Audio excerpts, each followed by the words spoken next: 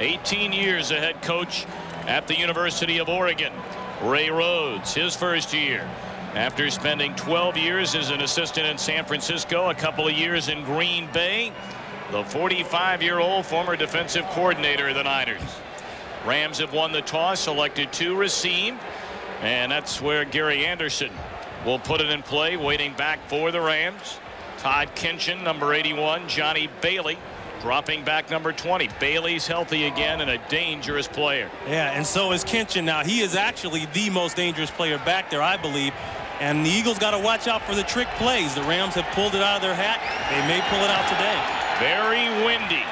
And we're underway. It goes sailing into the end zone. And through the end zone. So the Rams will put it in play from their own 20. Chris Miller, his 9th season out of Oregon. And you see the numbers, 11 touchdowns, although last week intercepted 4 times in the loss against the 49ers. Gandy, Goaz, Prostick, White, and Ashmore up front. The backfield of Bettis and the former tight end Marv Cook. Bruce having a monster season. Hester on the other side, a very solid tight end in Troy Drayton. 2 tight ends set, Drayton and Pat Carter on a 1st and 10.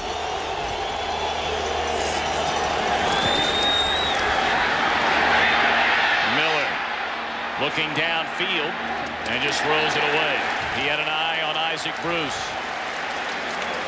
Defensively for Philadelphia, the number 1 defense in the NFL. Dixon playing in place of the injured Mark Gunn. Mamula, the rookie. Harmon having a terrific year, and Fuller healthy again. Thomas, Govea, Romanowski, the former Niner, the linebacking group, and a secondary of the rookie Bobby Taylor, Mark McMillan, the other corner, Jackson and Zordich, the safeties. 2nd and 10 for the Rams, just underway here at the Vet.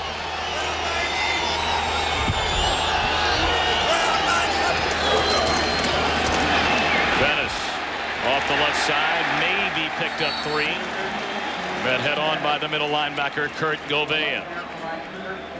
You know, here's what the Eagles are going to have to look for now. Don't let Isaac Bruce down the field. A lot of double teams on him. You can expect that. The trick or treat alert. We talked about the trick plays on the special teams, the bounce pass on the kickoff. We've seen that from the Rams twice this year. They got to run Bettis more just like they did there, because there's going to be a double team on Isaac Bruce. Take advantage of that weak spot inside and slow down Gardner and Waters, because these guys, like we said, are number 1 in the NFL in the rush. They got to get to these people to get to the heart. 3rd and 7. Miller unloads, and it's complete across the middle to Jesse Hester, who has now caught at least 1 pass in 86 consecutive games. Good enough for a 1st down. Very smart, working away from Isaac Bruce. Hester's just going to come down and work inside right beyond the linebacker, but good awareness to get past the 1st down marker. The rotation of the zone going to Isaac Bruce, this will be key. They've got to be able to work not only Hester, but also the tight ends. Troy Drayton, he's got to get more involved in this game, as well as taking advantage of the run.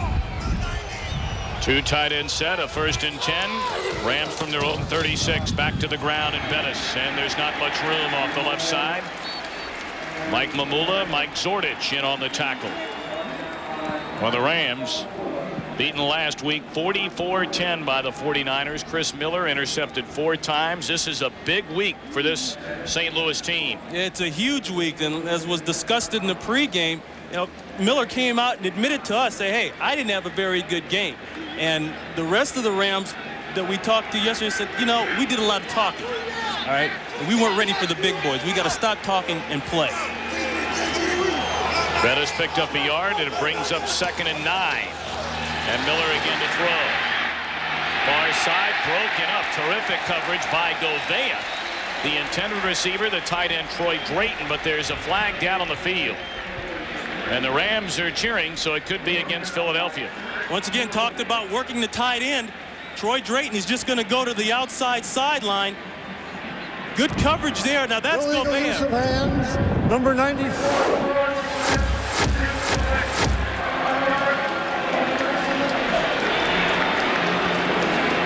So illegal use of the hands against Philadelphia. And it'll be an automatic first down for St. Louis. Just underway here in the opening quarter. The Rams on their first possession after taking the opening kickoff. No score. Sellout crowd on hand. Temperatures in the 60s. Eagles have reeled off 3 straight wins. First down give to Bettis, and he is cut down behind the line of scrimmage by Ronnie Dixon. Dixon did not play at all last season. Spent a little bit of time with Cleveland. Rams came with the draw. Dixon, number 90. Watch him knife inside. That has been the problem area with the Rams. The 2 guards, they have got to be better inside. The tackles, that's been a struggle too, with Ashmore on one side and Wayne Gandy, the second-year player, on the other side. But the guards have also been suspect. Dixon drove a truck for his family's business in Cleveland last year. And he's driving offensive linemen crazy this year. Time across the middle to Isaac Bruce. His first reception of the day. They only pick up a yard, however. And it'll bring up third down for the Rams. That's about the only thing they're going to give Isaac Bruce right now. They roll that zone all the way to his side. A few plays ago, Zordich, the strong safety, was standing right beyond Bobby Taylor, the corner. They are letting everybody know that Isaac Bruce is not going to get deep if they can help. See the numbers on Bruce. He could break the NFL single-season receiving yards record. 3 receivers check in on a 3rd and 8. And here comes a blitz. Miller, sack. Mark Woodard, second-year backer out of Mississippi State. His first sack of the year. The linebackers come on the play, trying to get some pressure. Woodard, 57, there he is. He's going to come on the blitz. But I got to give this to the coverage downfield. Even though Woodard gets bumped off, he does get picked up. Miller has no place to go with the ball. You see him bring that thing back and try to reload. Sean Landeta on to punt. Kelvin Martin stands at his own 20. Fair catch signaled for at the 27. And that's where Philadelphia will put it in play. A 34-yard boot. A little extracurricular activity going on far side of the field. That's Kitchen involved. Every time there's a scuffle on the field, look for number 81, because he will be involved in it. Even if he's not involved, he's going to get involved in it. So before Philadelphia puts it in play, we'll take a timeout. Back to the vet in a moment. NFL Sunday is brought to you by Porsche. There is no substitute. By Hewlett-Packard Printers, just what you had in mind. By Pizza Hut, home of stuffed crust pizza. And by Hager, 100% cotton, wrinkle-free pants and shirts. Syracuse University crew team preparing for the head of the Schuylkill Regatta yesterday here in Philadelphia. No score. First Eagle possession right on the money with a pass. Rodney Peete to Ricky Waters. And one of the rare times this season where Waters hasn't been able to bring it home. Rodney Peete making his first start. Spent time with Dallas last season, 5 years in Detroit. He is 3-0. running this Philadelphia Eagles ship thus far. Had a mild concussion in the victory last week against the Giants. Didn't play in the second half. Waters, big yardage. And he's out across the 35 before being tripped up by Toby Wright. Rodney Peete, his 7th season out of USC. Couple of touchdowns, a pair of interceptions. Up front, the rookie Barrett Brooks, left tackle. McIntyre, McKenzie, and Panos in the middle. Antone Davis at the right tackle spot. In the backfield, it doesn't get much better. Waters, McCrary will see a great deal of Charlie Garner. Carpenter in for the injured Fred Barnett with a quad muscle pull. Williams on the other side, the former Packer Ed West, the tight end. 3rd and 2, and Peete to throw. He'll take it himself and dives ahead for a first down, close to the 40. Shane Conlon a step late. If you notice now, Ricky Waters is lined up as a receiver. He's lined up there the last 3 plays. That's a good decoy. That enabled for Peete to get around there and make that first down. Very good front four. Gilbert, Farr, Jones, and the rookie Kevin Carter out of the University of Florida.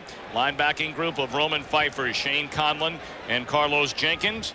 Corners Parker and Light, Lyle and Wright are the safeties. 1st and 10. Back to the ground. This time, Charlie Garner to the outside. Garner, a chance to go. Parker's got to get him. And he is pushed out of bounds inside the 5 by Anthony Parker. 57-yard run.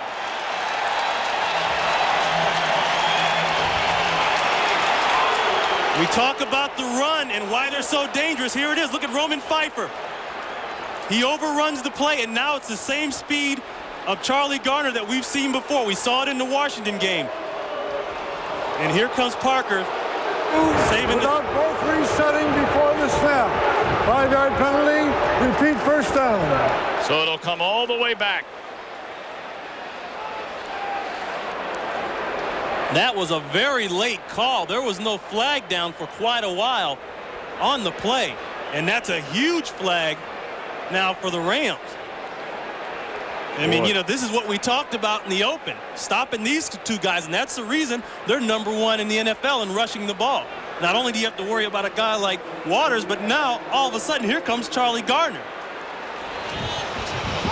57-yard run erased. 1st and 15, and Pete drops back to throw. Good protection. And now flushed out of the pocket. And he picked up maybe a yard, stopped by DeMarco Farr.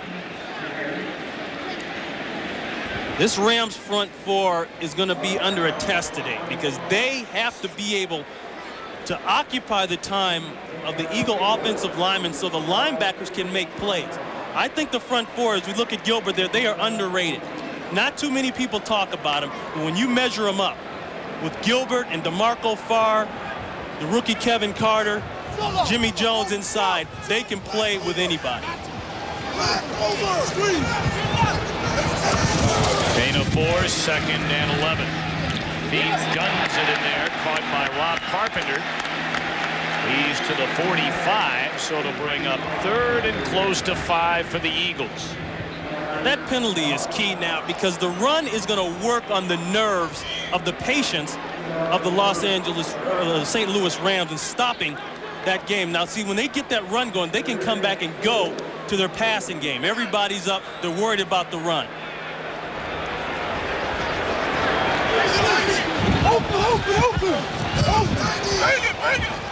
Third and 3. Here comes a blitz. What a hit. Delivered by Toby Wright. The intended receiver was Calvin Williams, and he took a shot. So Philadelphia, the penalty nullifying a 57-yard run by Garner, has to kick it away. Williams just going to come down inside and make a quick in route. But look at Wright. There you go. That's what you're talking about, the aggression, being able to pound on people. That's what your safeties are supposed to do for you. They got to come down and be able to make the hits and intimidate inside. Tommy Hutton punts it away to Kinchin from his own 15. Met immediately at the 13 by Mark Woodard. 39-yard punt covered wonderfully by the Eagles special teams. We'll be back. Tom Brenneman, Ron Pitts, our entire Fox crew back at Veterans Stadium in Philadelphia. The Rams and the Eagles scoreless. 7:25 to play in the opening quarter. Rams a 1st and 10, starting this drive at their own 14.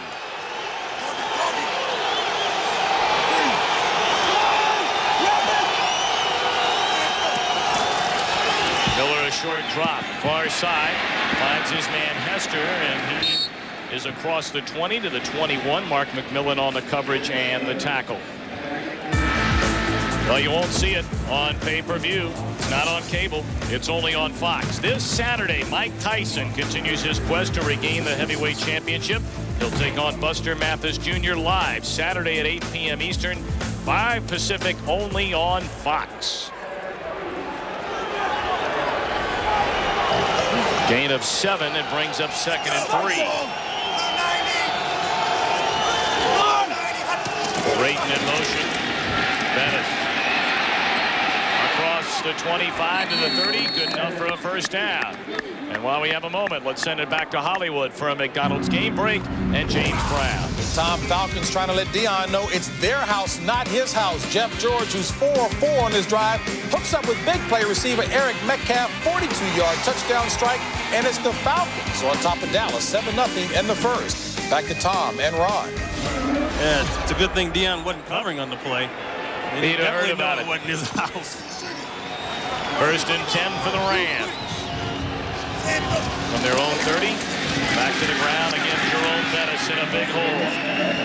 Punishing tacklers across the 35 out to the 37. Govea able to trip him up. Now, this is the ground game we talked about and we expected. Jerome Bettis hadn't had a 100-yard day since October of last year.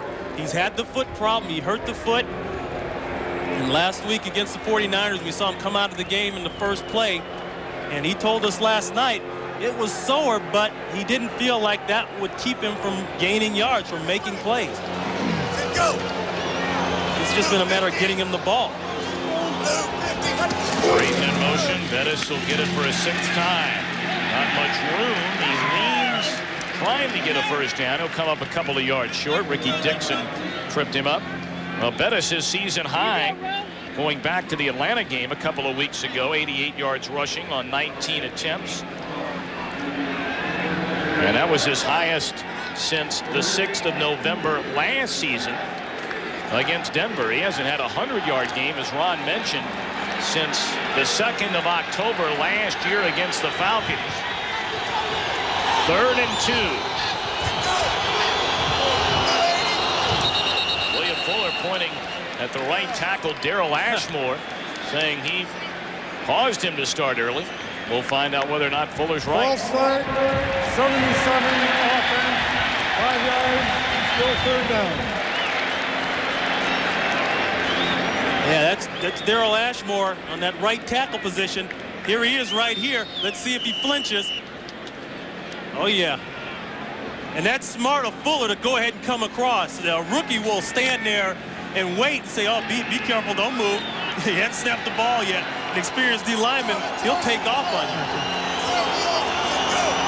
So rather than a 3rd and 2, it's 3rd and 7 for the St. Louis offense. Miller in trouble, escapes Fuller, but is tripped up and taken down at the 30. The Rams will have to punt it away. Well, William Fuller suffered a hamstring injury in the 2nd week of the season. Then he missed a couple of games due to the injury, and he's back here today. This is Isaac Bruce in motion. Now, that's the danger guy. That's where the zone is going to rotate to. But if you stop it here, you can see it's man-to-man coverage. He really didn't have a place to throw. There's 2 on that side. And now the rush gets to him, as you talked about Fuller back into the game. A big help for the Eagles. Short punt by Landeta, but takes a St. Louis bounce inside the 25. It'll be down at the 23. So it looked like a disaster for Rich Brooks. However, it goes as a 47-yard punt. 3:43 to go in the opening quarter. Still no score. Philadelphia, the #1 ranked defense in the entire NFL. And they're shutting down the high-flying Rams thus far. Philadelphia at 2nd possession. A penalty nullified a 57-yard run by Charlie Garner on the Eagles' opening drive that put him inside the 5. Ricky Waters, a man in motion, and the pitch goes to Garner. Cuts it back inside. He's out across 35 to the 37. Keith Lyle, perhaps a touchdown-saving tackle. But we know the Eagles can run it. Well, what they're going to do, they're going to take right here. That'll be Brooks and Guy McIntyre. They're going to pull on the outside. Garner's just going to follow him and then get a lane and cut back in here. That's the same play that he went for the touchdown that was called back a series ago. Now watch the overrun by the Rams right there. See, they can get Roman Pfeiffer to overrun that play. Now they'll have success back inside. Back to the ground. This time Waters crossing midfield and out of bounds inside the 40. This Philadelphia rushing attack is really something to see. When you have the 1-2 punch of Waters and Garner, we talked about the Washington game, each going over 100 yards. And the big problem is the speed. They're once again the same type of play. Only this time, Waters decides to keep it outside. But you've got those big boys coming out in the perimeter. That's Guy McIntyre and Barrett Brooks. And you know, Guy McIntyre, undersized. But that's good in the West Coast style of offense with the run, because now he can get on the perimeter and block for him. 26-yard gain by Waters, short drop. And was it picked off on the deflection? Yes, Todd Light says he has it, and that he does. That was not a smart throw by Rodney Peete. You've got the run working. He throws the ball right between two defenders, and they pay the price for it. As we look here, you can see the ball's between two people. That's right there, and Light on the other side. That's what this team has been living off of, the turnover. Rodney Peete picked off for the first time today, the third time this season. And the Rams get it back at their own 31.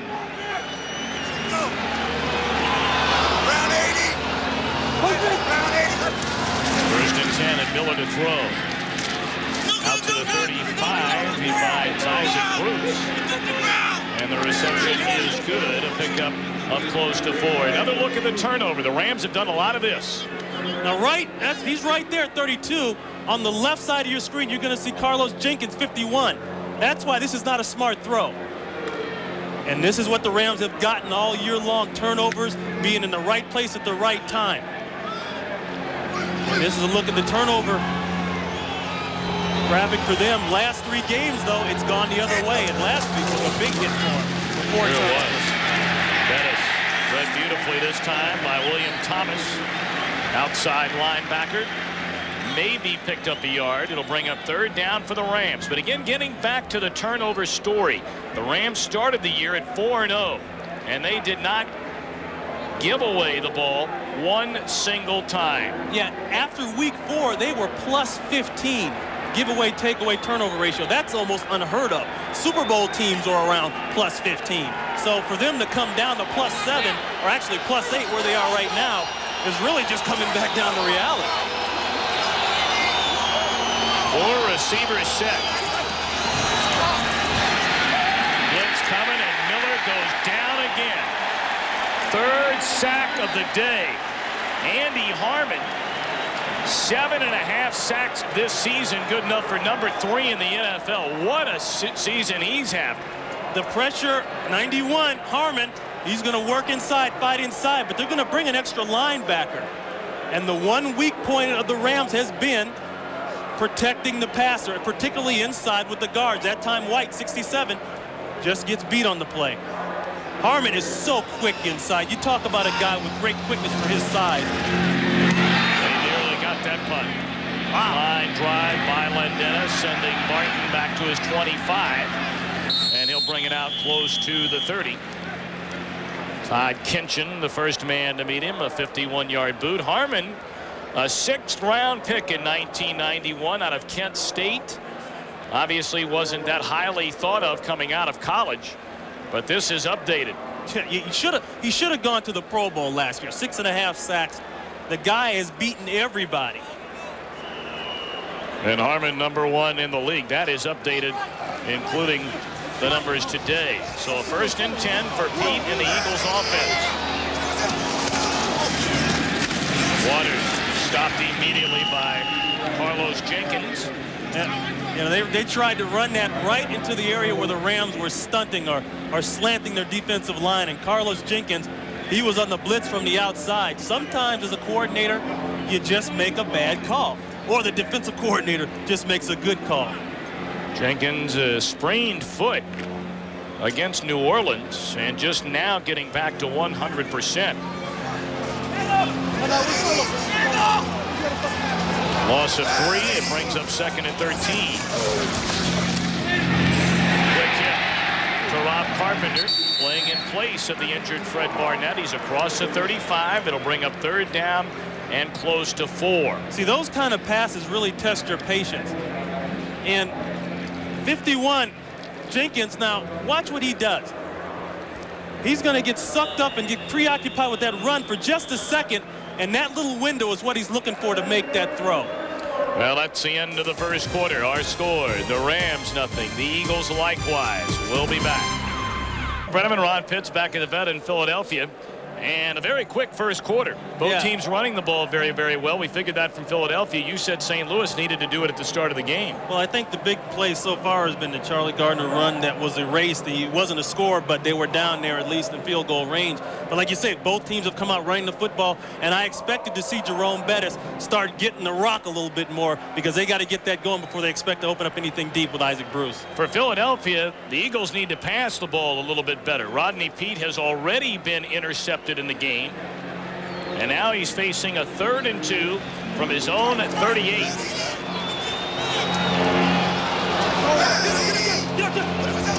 Waters the lone setback. Play fake to him. He dumps it off. And the reception is made by the tight end, Ed West. Gets back to his feet. He has a first down inside the 45. Nice rollout. They're working on the linebacker, 51. Jenkins right in there. As Pete rolls this thing out, he's hoping everybody starts to this side, and that's what they do. But see Jenkins right there, 51. He stays back, but he's too preoccupied with what's coming up in front. That's Jimmy Johnson, the tight end. He didn't see Ed West come in right behind him. That's what that play is planned to do, to sneak somebody in behind you. 17-yard pickup. Now Pete checks off. Quick hitter again goes to Calvin Williams. He's down close to the 35. Todd Light on the coverage and the tackle. That play will always be there as long as you have a run game going. Looking at the first quarter stats, you know, the rushing yards, of course, very key for the Eagles. But this right here is what stands out in my mind, and that reflects the Rams' offensive line. They've got to step it up and start to take care of Miller so he has a chance to find an Isaac Bruce, whether or not he's double covered. 8 of 8, 2nd and 2, handoff is to Waters. He has a first down inside the 35. Kevin Carter, the rookie out of Florida, first defensive player taken in the 95 draft, there to make the stop. So Philadelphia on the move. If you weren't with us in the first quarter, as Ron mentioned a moment ago, Charlie Gardner, a 57-yard run, went all the way inside the Rams 5, but it was called back on a penalty. And now the Eagles have it moving again.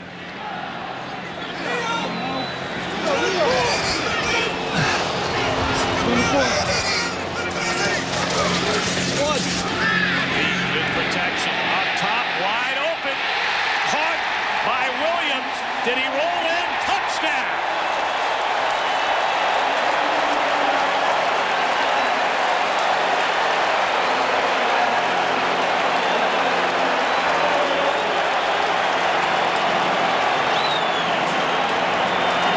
Williams ran right down the middle of the field. He's going to be over here. He's going to run right past Lyle. But what I ask is who is responsible for this part of the field over here, deep in the 3rd? You see him dragging across your screen. Look at Rodney Peete knows there's nobody back there.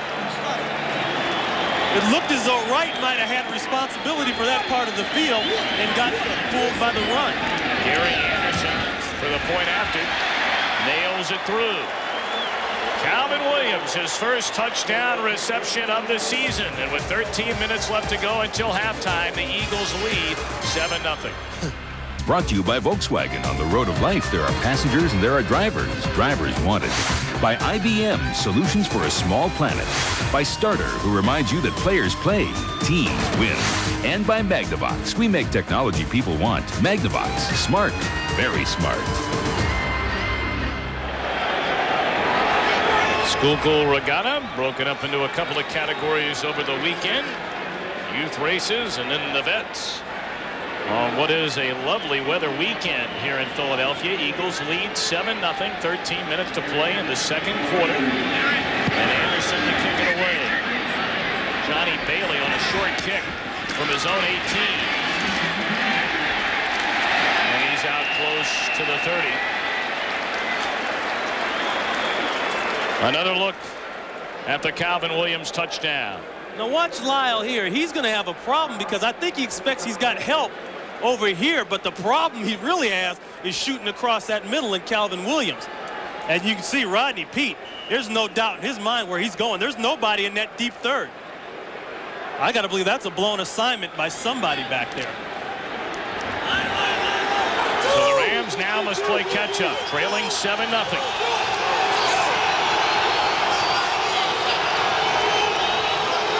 Cruz in motion.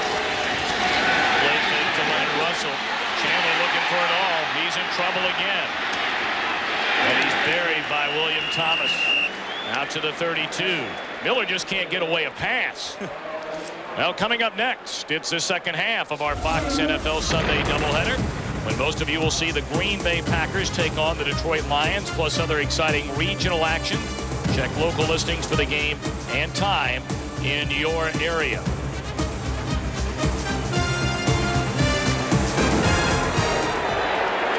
Miller has been under heavy pressure all day long. Been sacked 3 times. The shuttle pass to Leonard Russell. That didn't fool anybody. Read by Kurt Govea. And Russell dropped for a loss. That's a good play to run when the front four is really getting good pressure. But it's the linebackers who stop the play. Now, watch 42, Russell. He's just going to sneak up in front, and there you go on the quick pitch. But the pursuit, you've got 3 Eagles right there. And there's Govea. And if he gets away from Govea, there's Willie Thomas on the outside. 4 receivers set, brought in, and this crowd loves this Philadelphia defense. 3rd and 8.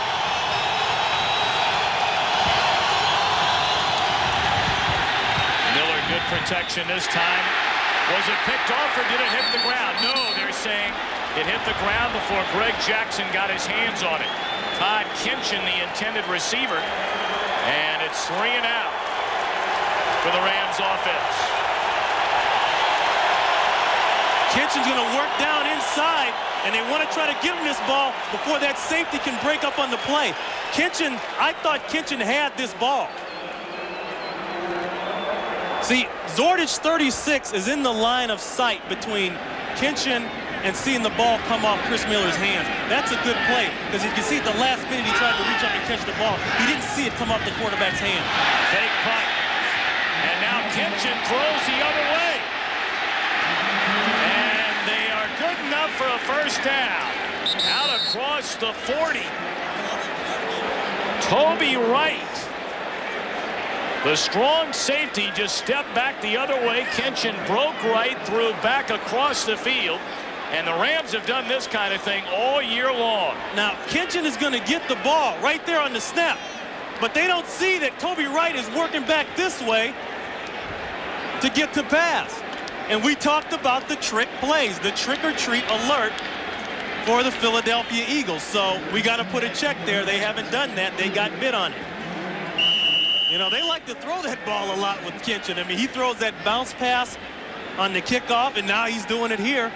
We knew it was coming. That's Rich Brooks. St. Louis, number 1. So St. Louis spending a timeout. Rich Brooks pulling out the tricks early on. Back at Veterans Stadium in Philadelphia. 10:31 to play in the second quarter. Eagles in front 7-0. A fake punt on 4th down by the Rams. They convert. Through the rushing play because the ball was actually lateral to Wright. Miller in trouble again. And down he goes again. 4th sack today by the Eagles. William Fuller. 4.5 sacks now this season. Well, the Rams, we talked about it. You brought it up at the open. They've done this before. Yeah, this is the bounce pass now in week 7. And a lot of the Ram players complained about moving from a natural grass stadium to a turf stadium. Well, I think they're liking it about now, because you can do all kind of crazy stuff like that. Well, St. Louis fans have seen this in baseball with Ozzie Smith on his throw from shortstop, because he's gotten a little long in the tooth. Takes a lot of guts to throw that pass, I'll tell you. Second down, give to Leonard Russell. And dropping him in the backfield, William Fuller. We mentioned Fuller, a Pro Bowl player a season ago, has had a hamstring injury, missed the last 2 games. This is his first game back, and he's making noise. Fuller just keeps great outside leverage, meaning he's not going to let himself get bounced outside. See, working on Drayton there. And they talked all 4 weeks about having this guy back and what a difference he would make. And talking to him yesterday, he said he was sick and tired of being hurt. He knew he had to get back out there on that field, and he's gotten out there and made an impact. 6 defensive backs check in. Quick hit to Kinchin. Well short of the first down. On a 3rd and 18, Mamula read it and is there for the tackle. Mamula, the #1 pick out of Boston College. So after the fake punt, the Rams went the wrong way. Well, we knew it was coming, though. Rich Brooks did this at the University of Oregon. And when I was at UCLA and he was coaching up there, they opened up each game with some kind of trick play. So he's good at that. They're not going to fake it this time. Wow, what a kick. Into the end zone. Landeta put a charge into that. 63 yards. So they'll bring it out to the 20, where the Eagles, with a 7-0 lead, will put it in play. Philadelphia on a Rodney Peete to Calvin Williams touchdown throw. Peete has hit on 5 of 8 for 77 yards. And bear in mind, this has been a much maligned Philadelphia passing game. Last week, in the entire game, the win over the Giants, Peete and Cunningham 7 of 16 for a total of 66 yards. Well, that's what we talked about in the Pitts points. I mean, this is a team that's 28th in the NFL in pass. They haven't been putting it down the field. They like the ground game, and why not? Charlie Garner picks up close to 3. It'll bring up 2nd down. Well, it's time, as always, for our Aflac trivia question. Which Ram quarterback besides Norm Van Brocklin and Bob Waterfield is in the NFL Hall of Fame? Now, there is a little Rich Brooks in this, meaning there's a little trickery in this question. Give you a moment or two to think about it. Garner on the carry, picked up 5.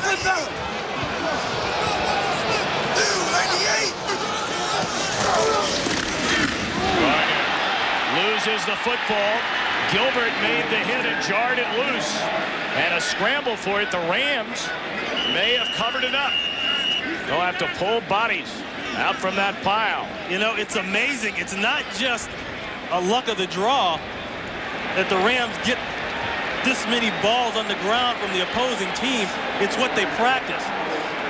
Well, the Eagles got it back. Here he is, 90. Watch what he does with his hand. Right there, his right hand. That hand goes right on the tip of the ball. They are taught to tackle and tackle the ball at the same time. You know, it's such a moot point in a sense, and it's so overdrawn, but it makes so much sense. If you don't have the ball, you can't win. You can't score. Rodney Peete somehow, someway was able to get on top of him. 3rd down throw, and Waters didn't see it coming. Dropping back in coverage, Roman Pfeiffer. What a season Pfeiffer is having. What did Shane Conlon say? Roman Pfeiffer is the best run-pass linebacker in the business. And if you know anything about Shane Conlon, he's not the kind of guy that's going to blow smoke for people. You know, he'll tell it like it is. Pfeiffer, 17 tackles in the loss last week against San Francisco. So the Rams defense holds. Kinchin stands back at his own 45 for this Tommy Hutton punt. Very high, but short. And Kinchin signals for a fair catch at the 46. Only a 36-yard boot by Hutton, who's averaging better than 44 on the season. 7:23 to play here in the 2nd quarter. Rodney Peete, Calvin Williams hooking up for the game's only score. 7-0 Philadelphia. Numerous changes along the St. Louis offensive front. Clarence Jones has come in for Wayne Gandy at left tackle. Still Goaz at left guard. Brostick in the middle. The new right guard, Chuck Bellin. And Zach Wiegert, the #2 pick out of Nebraska, active for the first time today since a right ankle injury back in the preseason against San Diego, is in at right tackle for Darrell Ashmore.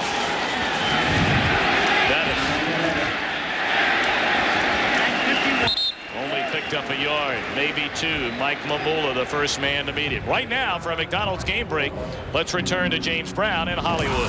You can't keep Dallas down too long. We know that. Emmitt Smith, who's on a record touchdown-setting pace with his 14th of the season. He's assaulting John Riggins, who has 24 single-season touchdowns. Emmitt's on pace for 30.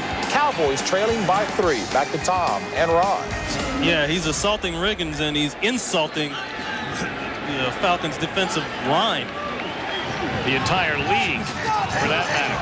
So 3 new Rams offensive linemen check in the game for this drive. Miller dumps it off to Bettis out of the backfield, crossing midfield to the Eagles' 48.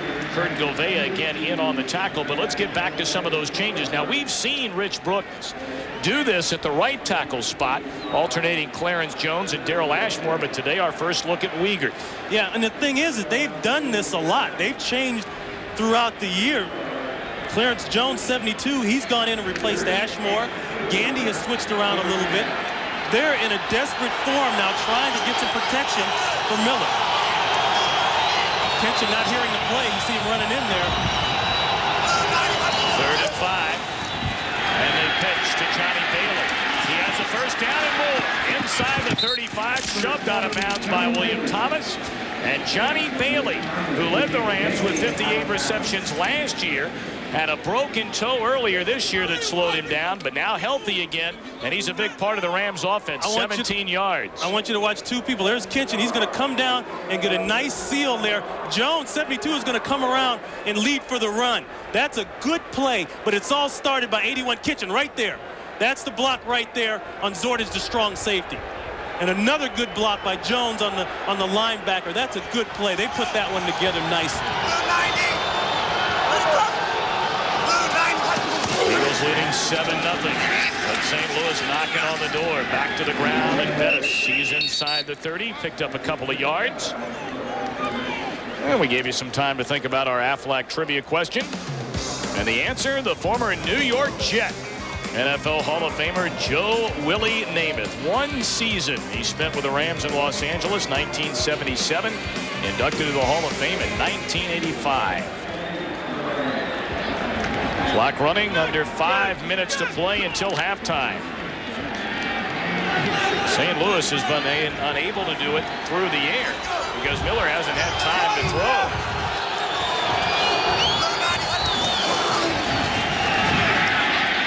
They come back the other way.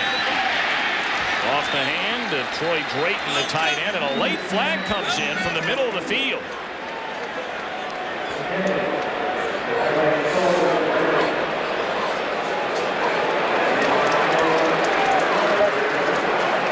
So they'll back up the Rams.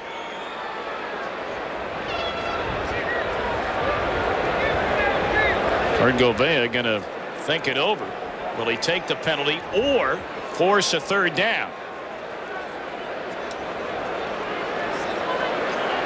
I think Govea is going to take him back. Ineligible downfield. Number 73, offense, 10-yard penalty, repeat 2nd down. See, that's the danger of that play. That's Wiegert, 73. You know, they try to run the oh no screen, as we'll call it. 2 linemen are going to go this way. The rest of them are going to come this way. But the problem is the linemen are not sure when the quarterback's going to throw the ball. Wiegert, there he is right there. He's over the line. Good call by the referee. 2nd and 18 for the Rams at the Eagle 40. And Miller sets up the screen, dropped by Bailey. Now, you know, you talk about the turnovers going in the Rams' favor this far in the season, but now that's 2 drops there that they got to catch those balls. I mean, those are plays that have an opportunity to work, and better yet, have an opportunity to get the team in field goal range. They're out of field goal range right now. And you know, with that new rule with the ball, if you kick it outside the 20, it goes at the spot if you miss it. Well, you know, teams don't want to try anything longer than a 50, 53-yard field goal, only because they'll give the other team great field position going the other way.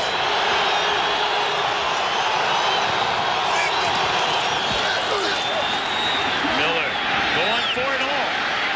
Isaac Bruce broken up. What a play defensively. by the 5'8" cornerback, Mark McMillan. Boy, they'll tell you that you're too small to play corner at 5'7". They'll tell you that you won't be able to jump.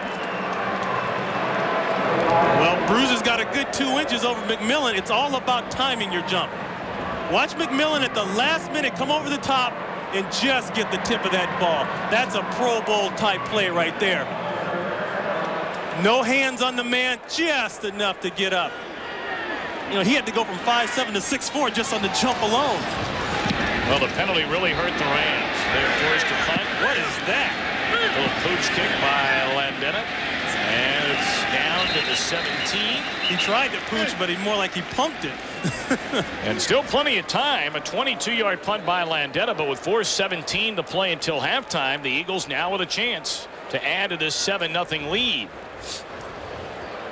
Elizabeth Hurley brings you an inside look at the best of Bond, past and present.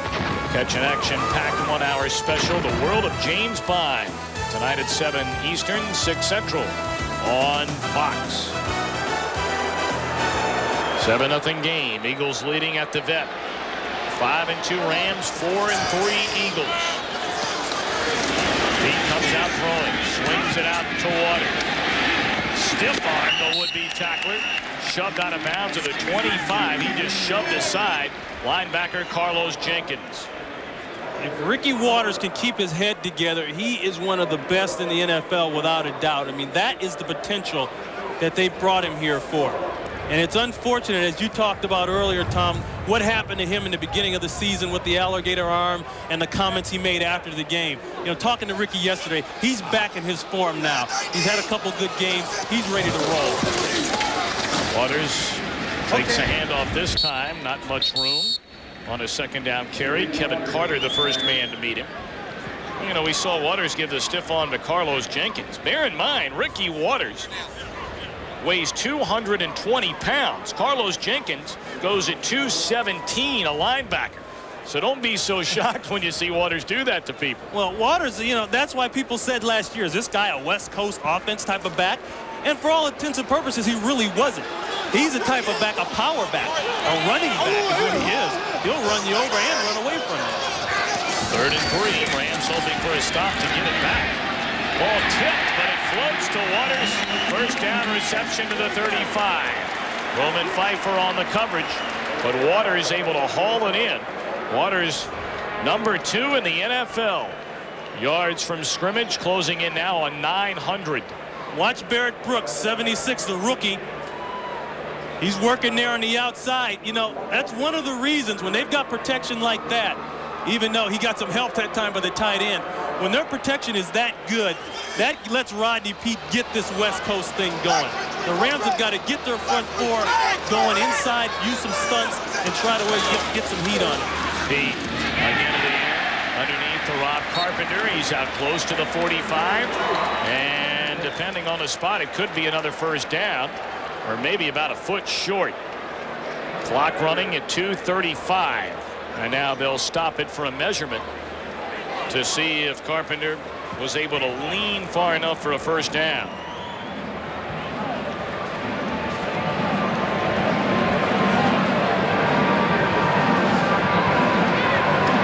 They'll move the chains. I remember talking to Ray Rhodes yesterday. He said there is no way this team is anywhere near where we need to be the running, you know, the running West Coast offense style that we had out in San Francisco.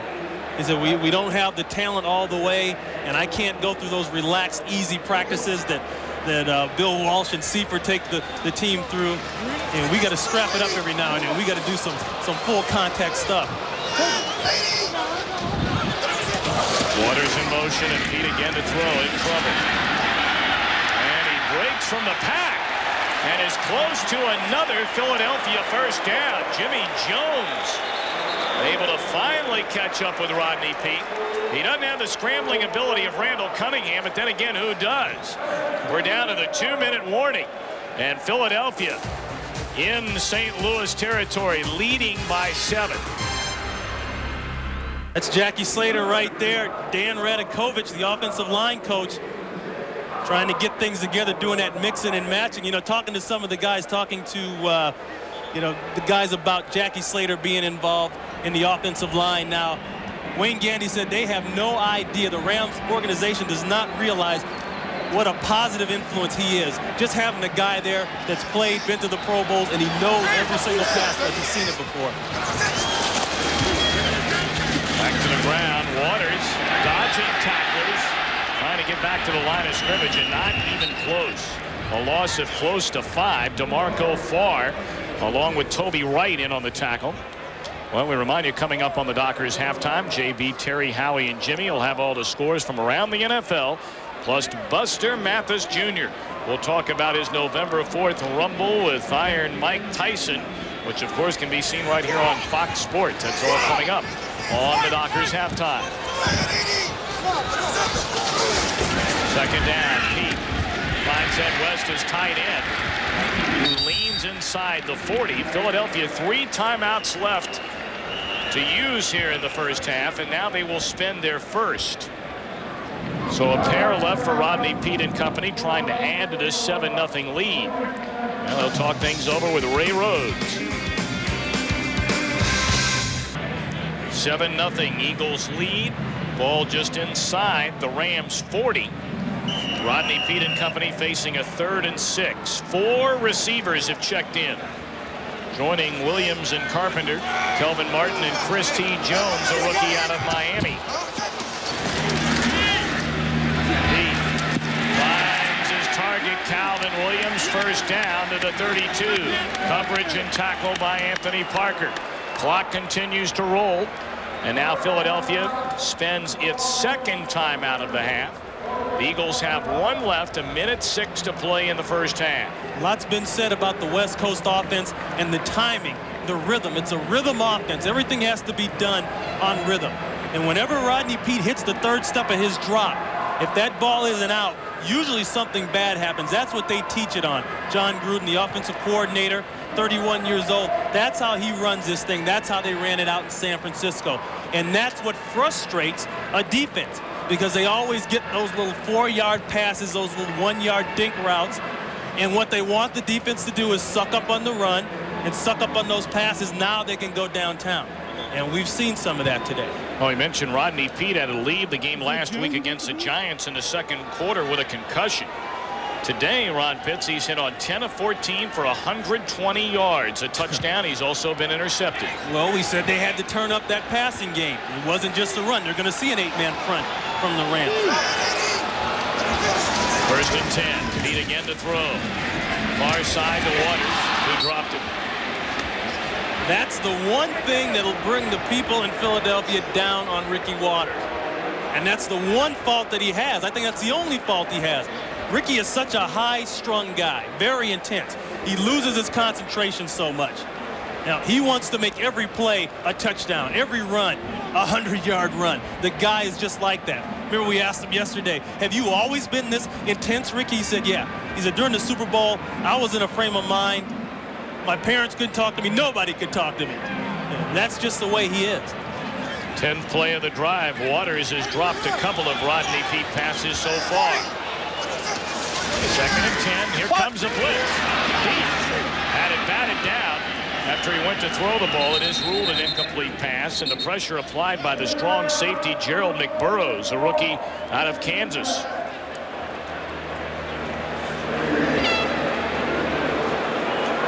They're coming in on the blitz on the inside. McBurrows, 23, right there. He applies the pressure. That makes Rodney step up, but Rodney realizes he's getting ready to throw a bad throw and tries to pull that trigger.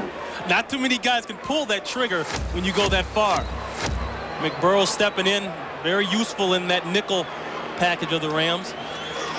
3rd and 10 for the Eagles at the Rams 32. Set up the screen, and it was nearly intercepted by DeMarco Farr. They were looking for Ricky Waters. Yeah, DeMarco Farr, he got a hand on that ball.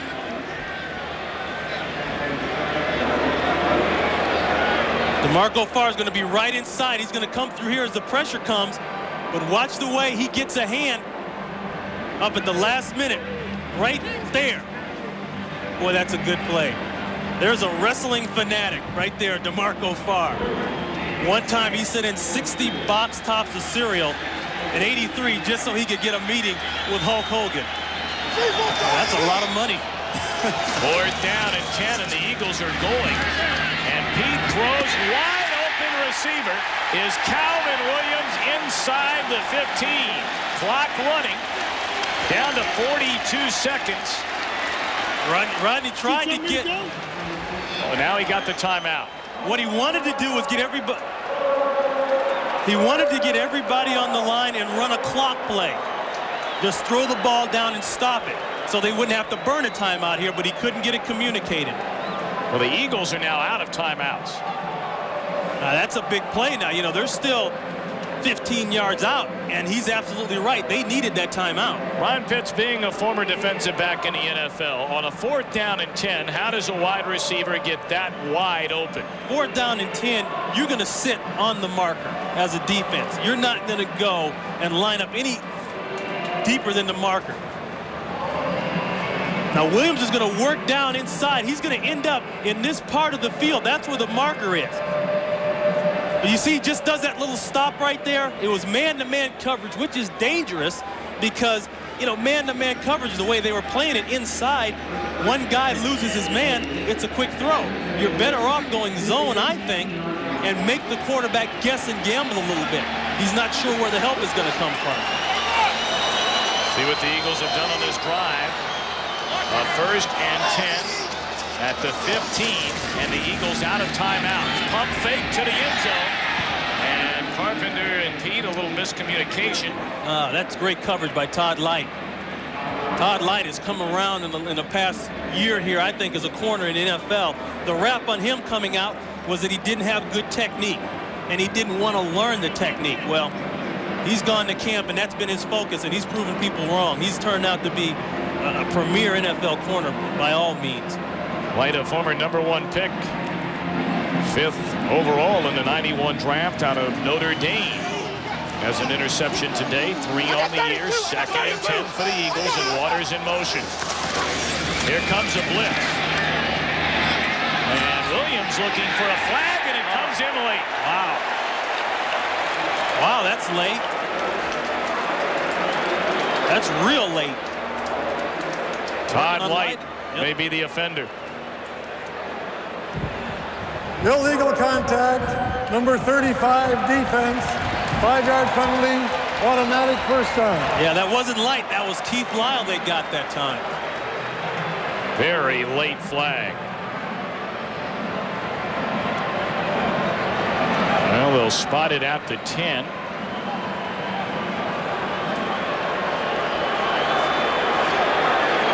First down and goal for the Eagles. Philadelphia out of timeouts. 33 seconds left until halftime. Philadelphia trying to add to a 7-0 lead. Reception by Carpenter. Stays on his feet. Gets down to the 2. And again, the Eagles out of timeout. They have to get to the line of scrimmage. He's got to clock it. He's got to throw it down. He's got time. Well, Pete looking everything over. And he'll just spike the ball. And the clock comes to a halt. 15 seconds left in the first half.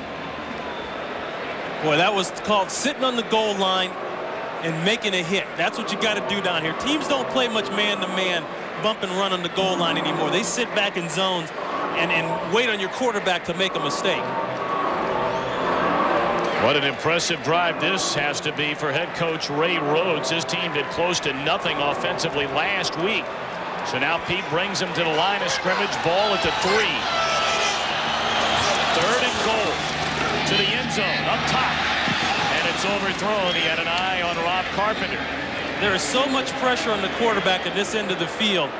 When you spread out your defense, he doesn't have any color to throw to. Quarterback's just looking color running free, and there's no color running free. All I saw was blue and yellow standing on that end line. So the Eagles march all the way down to the Ram 3 and are forced into a field goal try for one of the best in the league, Gary Anderson. Tom Hutton, the holder. Ball spotted at the 10. It'll be a 20-yard field goal try, and Anderson is through. So with 8 seconds to play here in the second quarter, It's a 10-0 Philadelphia lead. And two big surprising points today here, Ronnie. The fact that Philadelphia has passed the ball so well. You talked about that at the open. They needed to be able to get the ball in the air because the Rams would try and stop the run. Then on the other side of the equation, Rich Brooks' team has been unable to protect the quarterback. Well, the worst part about that for the Rams now is that they line up in an 8-man front to stop the run. But we see Gardner rip off a big run. Waters comes back with a big run. You know, you got a problem if you're putting 8 men in a box and you're still not stopping the run. Also, they're throwing the football. Nobody has ever said that the Eagles were a great vertical passing team, yet they're getting the ball downfield. And the Rams have tried to start the running game. They've got Jerome Bettis going like we had hoped to, but we saw the big pass play to Bruce fail. So I kind of think inside, if they can't get that big one to Isaac Bruce, they may be like, oh, well, now what are we going to do? Because really, let's face it, outside of Isaac Bruce, yeah, you got Kitchen, you got Drayton, and they're good possession receivers, but you really don't have a downtown guy with Alexander Wright out. Wright underwent back surgery, and he is certainly not going to help the Rams for a long, long time after coming over from the Raiders. And that's more key the more we think about it. You know, there's a world-class sprinter. He's out. You don't have a deep threat. On the ground on the kickoff. And daylight for Johnny Bailey, and he brings it back to the 44. 2 seconds left in the half. Major return. I think the Eagles went to sleep. They came with a squib kick, and they figured, oh, by the time they fool around and get the ball, the clock will be out and all that kind of stuff. Well, guess what?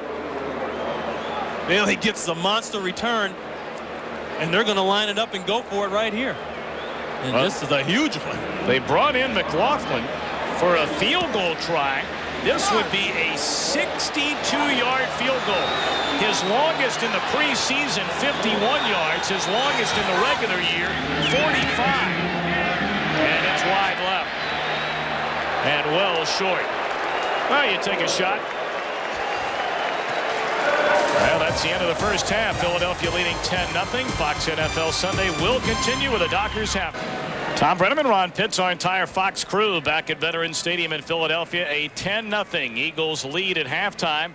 And Ron, how about this Philadelphia passing game? They had a grand total of 66 yards through the air last week in the win over New York. They're doing everything right in the air here today. Well, you know, they're number one in the NFL as far as the run is concerned. Everybody knew that, but they're 28th in terms of the pass. Nobody expected them to be able to throw the ball like they've thrown it, but they are getting it done without Barnett, who is their big-time, big-play guy. So that's pretty amazing in itself. And, you know, you go back to that touchdown pass of Williams in the second quarter. Nobody was around him, didn't have anybody covering him. He just drags across the field. Like I said, I think it's some kind of breakdown. Runs right by Lyle, who's in the center, but I think Toby Wright or somebody has to have that deep third.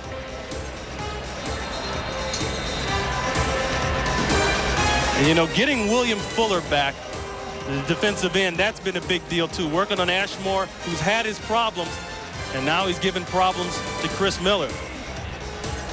Well, the Philadelphia defense, #1 in the NFL, and they certainly have played up to that ranking here today, as the statistics would indicate. Well, that's what we talked about right there, the unusual one from a 28th ranked team in the NFL. But here, you know, this is also killing him, and that's the reason for the switching by Dan Radakovich, the offensive line coach, to get some new looks in there. But if you're the Rams, the most disheartening thing is that you've had the ball longer, and you can't do anything. And when the team sees that Isaac Bruce is not getting downtown, and they really don't have another deep downtown threat, it's got to be demoralizing.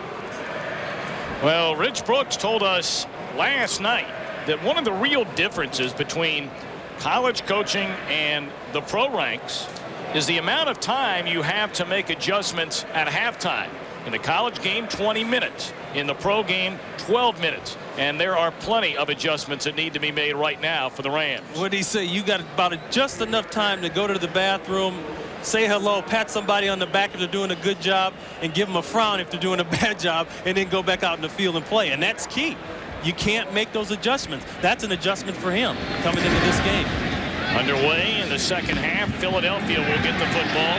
Kelvin Martin from his own 10. And he brings it out to the 26 before he is tripped up by Dexter Davis, backup cornerback. Rodney Peete and the Philadelphia Eagles gunning for their 4th straight win. See what they've done during the 3-game winning streak. A grand total of 12 sacks, 7 takeaways. Today they have 4 sacks. The big key there is the sacks, but the takeaways. The Rams have prided themselves on the takeaway. They haven't gotten them today. A little problem before we get started. Whoa. Oh, a little problem. Part of the turf. You see seam there from where they covered up for baseball for the Philadelphia Phillies games. And that's come loose. Well, this turf has come under a lot of fire here in Philadelphia through the years. They finally changed it this year, and everybody's okay and they're happy. But yet, you see things like this happening. And now if you're running along, I mean, that seam there looks like about a good 7-8 feet long, maybe. You get your foot caught in that thing. Piece of it actually has been torn away. Well, this certainly creates a major problem for the grounds crew. Guys on the walkie-talkie trying to get the grounds crew back out. The grounds crew, he's probably in his office there having a hot dog. He's saying, we're on turf. I don't have to take care of anything. Gordon McCarter, the referee, will talk things over. Jeffrey Lurie, the owner of the Philadelphia Eagles, brought in Ray Rhodes as his head coach. And obviously Rhodes, after a slow start trying to get this West Coast offense in gear, has his team, despite not playing great football, they're finding a way, Ronnie, to win games, and that's all that matters. Well, I talked about this earlier. Ray Rhodes says there's no way we can take that laid-back, relaxed approach that the 49ers have taken for so many years out there. We don't have the talent, we don't have the people, and we got to get guys used to being tough, playing hardball. Sunday is brought to you by Oldsmobile, by Smooth Busch Beer and easy drinking Busch Light, by the U.S. Army. Learn how to get an edge on life. Be all you can be. And by Tagamet HB, the most prescribed medication of its kind, is now for heartburn. Get a look at the Temple University Bell Tower here in downtown Philadelphia. Having a little turf problem, more than just a little one, down on the field here at the Vet. You may remember in the preseason, the Houston Oilers had problems in the Astrodome, forcing a cancellation of its preseason game against San Diego. And we have a delay after the opening kickoff of the second half. Well, right now, let's send it back to our Hollywood studio for a McDonald's game break and James Brown. All right, Tom. Well, guess what? The Falcons having some trouble with Dallas. Aikman pumping, going deep. Guess who, too? The favorite receiver, Irvin. Little push off. Irvin, big game. 6th consecutive game, over 100 receiving yards. Dallas on top by 11. Back to Tom and Rod. 10-0 game. Third quarter just underway. Having turf problems here. St. Louis had the same kind of thing at Busch Stadium before its first game. Actually had to pull out the covers of where the bases would normally be for the St. Louis Cardinals games, much like the problem right now. The Phillies make their home here at Veterans Stadium along with the Eagles. Well, that's something else. See, what's happened is you can see the separation there between the infield and the rest of the turf. Well, that little ribbon, they stick down in there just to cover it up. That ribbon came out, so the guy's got a screwdriver and just basically jamming it back down in there. It's a good feeling, isn't it, knowing you're playing on that? Yeah, but now you got to explain to everybody how come it wasn't in right the first time. Or find out who didn't get it right. Yeah, there you go. You always have to blame somebody, don't you? That's an art. Yes, Passing it the is. buck. The American way. So here we go at the 26. It'll be 1st and 10 for Pete and the Eagles offense. Ricky Waters maybe picked up a yard. Free safety Keith Lyles, 2nd year out of Virginia, up to make the tackle. They brought down the 8-man front like we talked about. This is a good picture of it. Lyle, he's going to come right down in here, and all that does is create a problem for the offensive line. They can't match it up. It's just going to be 7 on 8. See right there, he gets in on the play. That's the difference. Second down and 9 for the Eagles, and Pete to throw. Steps up and just throws it away.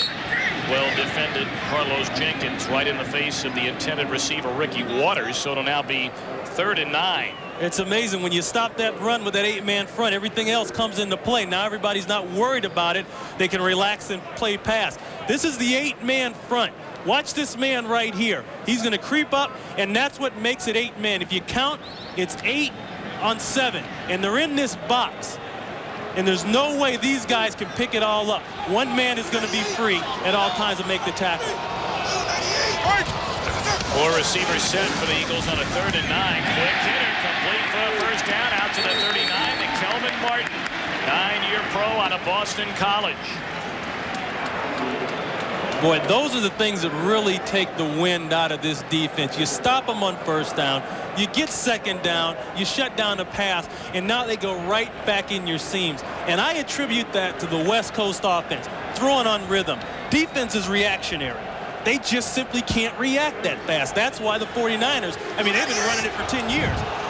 That's why they're so good at it. 12-yard gain out of the I formation. Charlie Carter slips a couple of tackles. He's out close to the 44.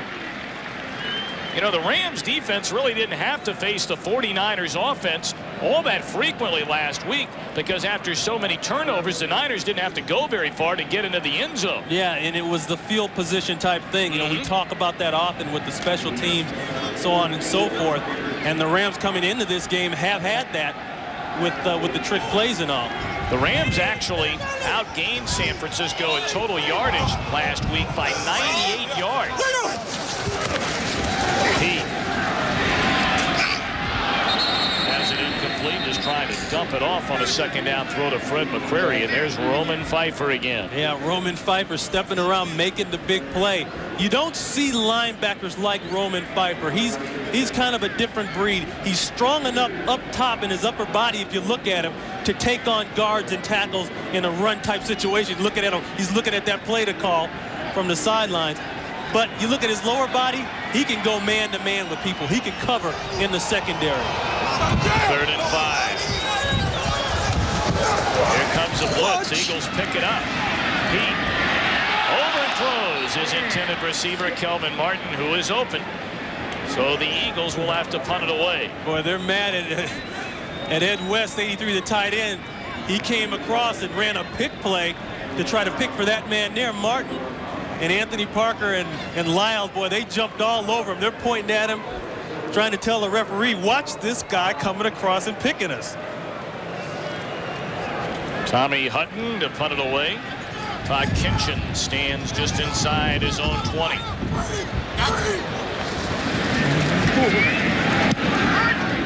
Good kick. Kinchin at his 10. Finds Sandela. Out across the 30, out to the 33. Mark Woodard, the last man between Kinchin and the punter, Tommy Hutton. 46-yard punt, 23-yard return. It's 10-0 Eagles. Second half just underway here at Veterans Stadium in Philadelphia. Sellout crowd on hand, temperatures in the 60s. And the Eagles gunning for their 4th straight win, while the Rams are trying to avoid a 2nd straight loss. 10-0 Eagles. First possession of the second half for Chris Miller. Bruce in motion, a quiet first half for him. Kinchin on the near side makes the catch, and he has a first down. Yeah, I would expect the Rams to work Kinchin a little bit more. Kinchin seems to be always the guy that people forget about. And he can make things happen. He's a big play, kind of real gutsy receiver. He's just going to come down and run it out. He's going to take advantage of the distance he's given in between by the corner. But in all fairness to that route, the Eagles, they're up 10-0. They're not going to be real aggressive in their man-to-man coverage. Bettis slammed down across the 45 out to the 47 by Greg Jackson, up from his free safety spot to meet him. Jerome Bettis has carried the ball 10 times for 27 yards. And we go back to the opening of the telecast, the fact that Bettis has not reached the 100-yard mark in a game rushing, going all the way back to October the 2nd of last year against Atlanta. Yeah, and what did he say? He said, it's not that I'm not involved in the game and in the plan. Running isn't a priority. Last year when we were struggling, the year before, it was priority. Second down, Miller. Quick shot to Isaac Bruce, and he loses the ball. And he's out of bounds. They mark it at the 31. That is the first gain of any substance by Isaac Bruce today. He's working on Bobby Taylor. Just going to come down and do a little stop route. But now watch Bobby Taylor. He doesn't make the tackle. And really, I think Bruce is going to run for a touchdown. He's got one man to beat down there and then just loses the football. What a season it's been, however, for Isaac Bruce. The 13th of 15 children in his family. He's had 3 straight 100-yard receiving games. 30 yards total today, however. Leonard Russell, maybe a yard. Andy Harmon, the first man to greet him. Had some help from Fuller. An interesting story as we look at Romanowski getting down in there with Daryl Ashmore. Now, Isaac Bruce told us yesterday, he said, I don't think as much as I thought last year. Last year as a rookie, I was thinking about every route as I ran it. And he said, Deion Sanders told me something interesting one day we're playing. He stopped me right in the middle of the game. He said, you know, kid, if you run this route like that, it's a hard route to cover. That's how you should run that route. I mean, right in the middle of the game, Deion's giving coaching lessons. Well, apparently it helped because the guy is setting the league on fire this year so far. Has he ever? And Miller, with a play clock winding down under 5, has to spend a timeout. So facing a 2nd and 8, Miller wants time, trailing 10-0.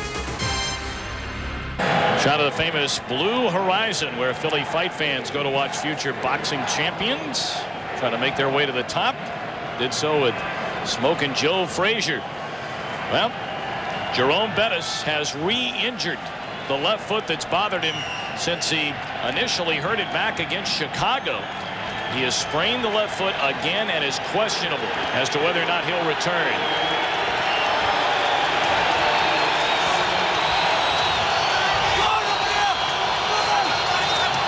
Second and 8. Miller throws, caught by Bruce, shoved out of bounds, maybe a yard shy of the first down. So to bring up 3rd and less than 2 for the Rams. Now, you know, you just brought up a good point with Bettis being questionable right now. Brent Moss was not activated today, and we saw him at the last part of that game against the 49ers. Now, I thought in my head when Rich Brooks said, I'm not sure if we're going to put him down or keep him active or what, I'm thinking, what if something happens to Bettis and you got to use him? 3rd and less than a yard. Brayton, the tight end, in motion, and they give us to Bailey. And a second effort gets him inside the 20, good enough for a first down. Bailey gets it on the last effort. He takes it on that outside. It's not there, but he saw the opening at the last minute. Well, our Budweiser game summary. It's been a big day offensively for Philadelphia. Not so for the Rams. Well, this down here at the bottom could be very key. Bettis a sprained foot. But right here, the sacks. That means pressure. That means a lot of problems for Chris Miller in getting the ball downtown. And now with Bettis on the sidelines, what is going to happen to your run game? That's got to be going through Rich Brooks' head. 1st and 10. Russell. Nowhere to run. Ronnie Dixon, 2nd-year lineman out of Cincinnati, and on the tackle along with Bill Romanowski. And despite the lopsided numbers, Ron, the fact still remains, with 9 minutes to play here in the 3rd quarter, St. Louis the ball down on the Philadelphia 17, only trailing 10-0. Absolutely. Let's look at the big picture of this thing. But they are what they call going into the green area inside the 20, and they have struggled. They have not been able to put this ball in. They're 36% in this area of the field. You look at teams like San Francisco, Dallas, they're 62% in this area of the field.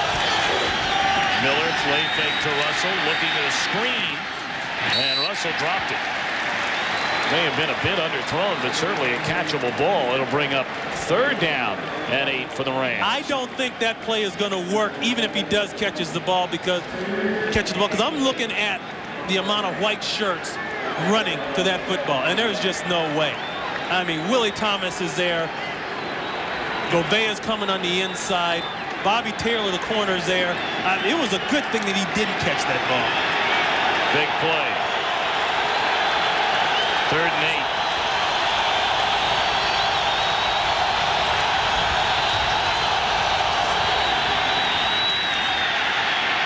They come back the other way to Bailey with blockers in front of him. Slowed down and will not make the 1st down. What a play by Michael Zordich. And then Jackson came in to make the tackle. Terrific play by this very underrated strong safety of the Eagles. The screen coming back the opposite direction, but watch Zordich fight through 2 defenders. Look at that. You got 2 guys out there. That's Goas.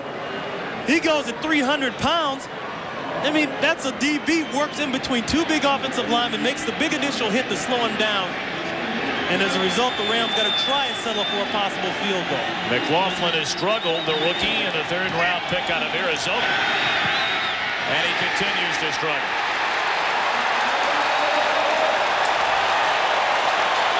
McLaughlin this season, 7 of 13.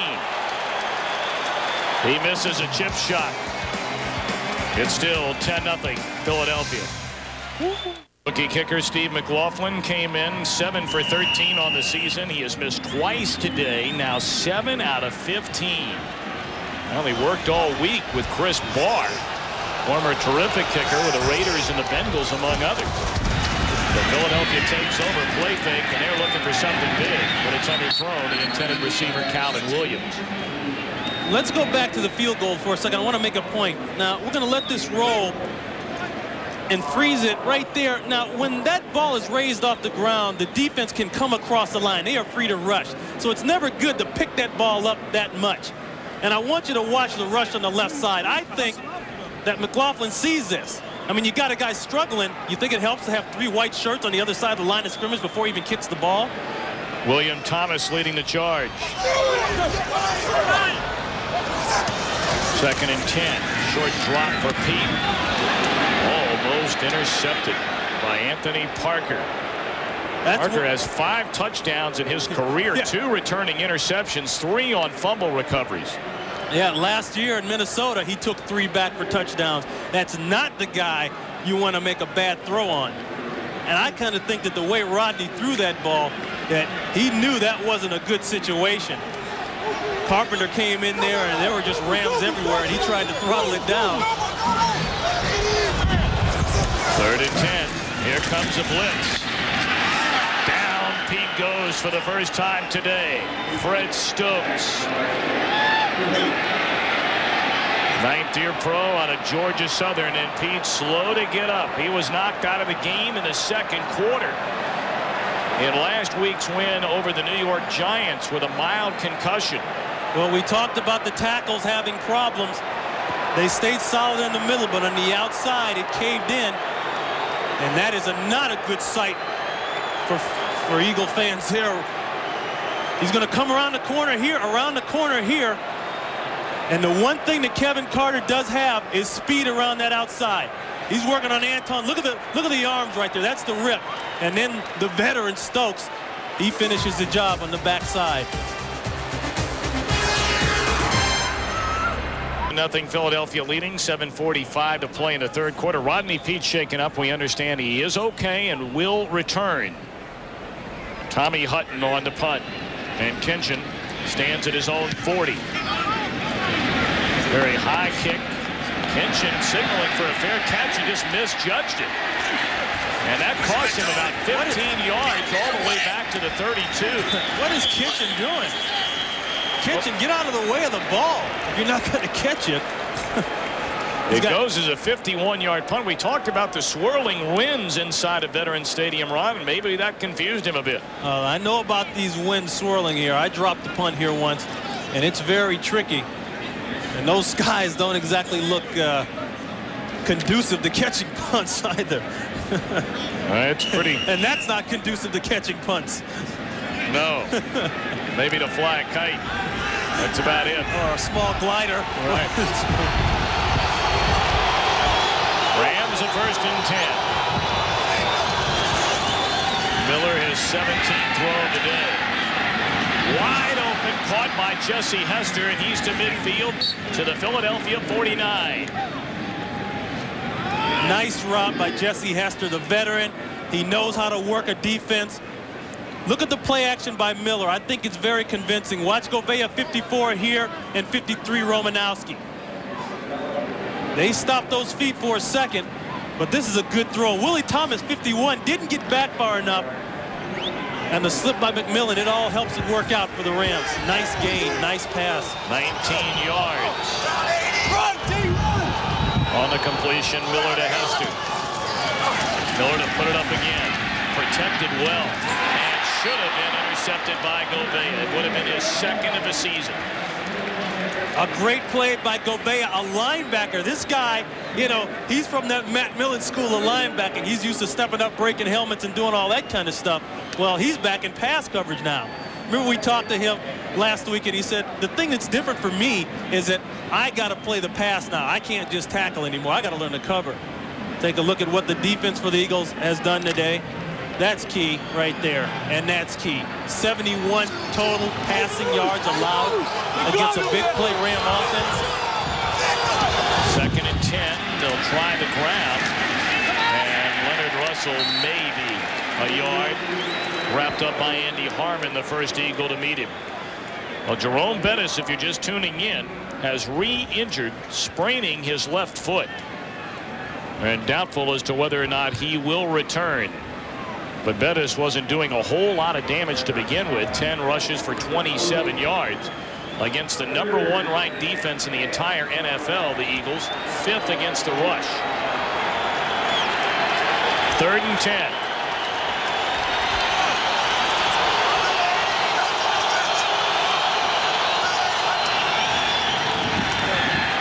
Miller in trouble. To Bailey. Well short of the first down. Zordich. Again, the coverage and the good open field tackle. And Miller, who was sacked 4 times in the first half, still getting hit despite not being sacked here in the second half. See, they are completely taking Isaac Bruce out of the game. They're rolling up Bobby Taylor underneath him in a short zone, but then they took Barry Wilburn, the safety, and put him over the top. There's absolutely no way, unless they make a mistake, they're going to get Isaac Bruce anywhere near downtown today. Another fake. Kinchin.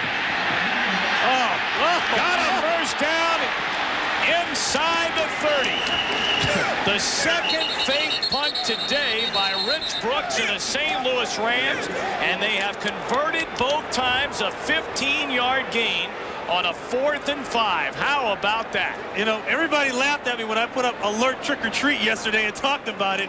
Well, Halloween has definitely come early for the Eagles. There's Kinchin right there. The snap is going to go right to him. But watch the running. Just watch.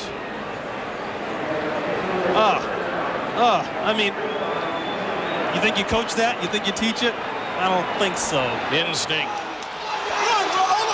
Rams back in business. 1st and 10. Russell will get it.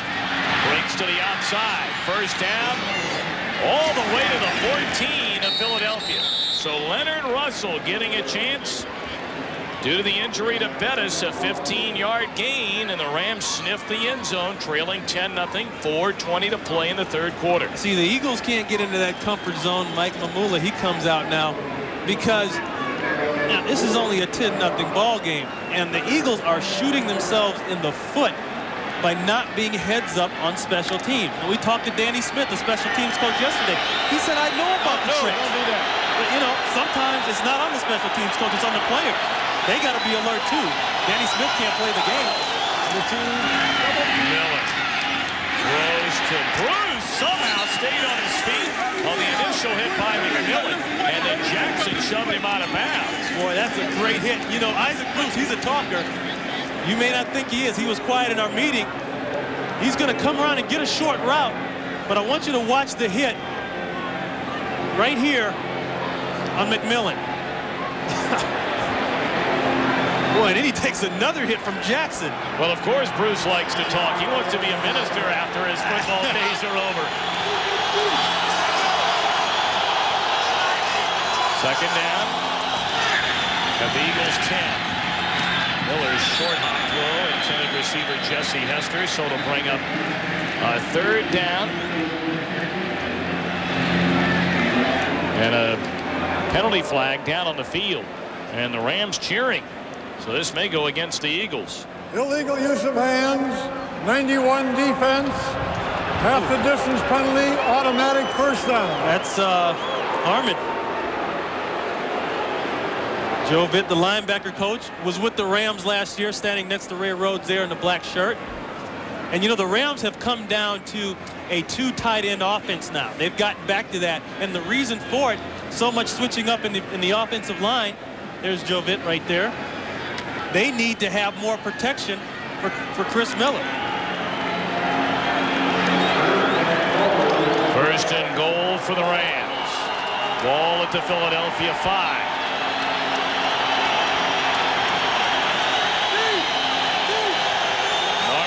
Joins Russell in the backfield. Russell tries to break it to the outside. Swarming Philadelphia defense drops him for a 2-yard loss. Again, Zordich leading the charge. Inside penetration will kill any type of perimeter play, and that's what happened on this play. They're going to start it out to the right side of the screen. Bellin's on the pull, but you see right there, Romanowski, he gets the penetration. Dixon 90, he got penetration inside. And whenever you can get a back to stop his feet when he's running toward the line of scrimmage, toward the sideline, you're going to have a successful defensive play. Second down and goal. Rams have picked it up offensively here in the second half, but still being shut out. Up top. And out of the end zone. Troy Drayton, the intended receiver. But Miller let him too much. Going back to Kurt Govea, having to play some man-to-man coverage now. Go out of his element a little bit on Troy Drayton. He was in the right position. He made Chris Miller. There he is. That's Govea. Lock this ball. See how high that ball is? He's got to get up there to get it just because Govea is in the passing lane. Third and goal. There's a guy, a leading tackler and stopping pass plays too. What more can you ask for him? Looked like the Rams started too soon, and Drayton appeared to be the man who maybe flinched a bit as we saw earlier, and William Fuller just coming over the line of scrimmage, and that is indeed going to be the call. False start, 84 offense, 5 yards, still third down. That 5 yards may be huge for the Rams in this game today. Right there. Watch him.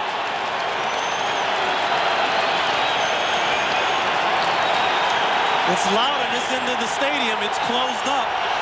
Philadelphia, the #1 defense in the NFL, third and goal. The ball just outside the 11.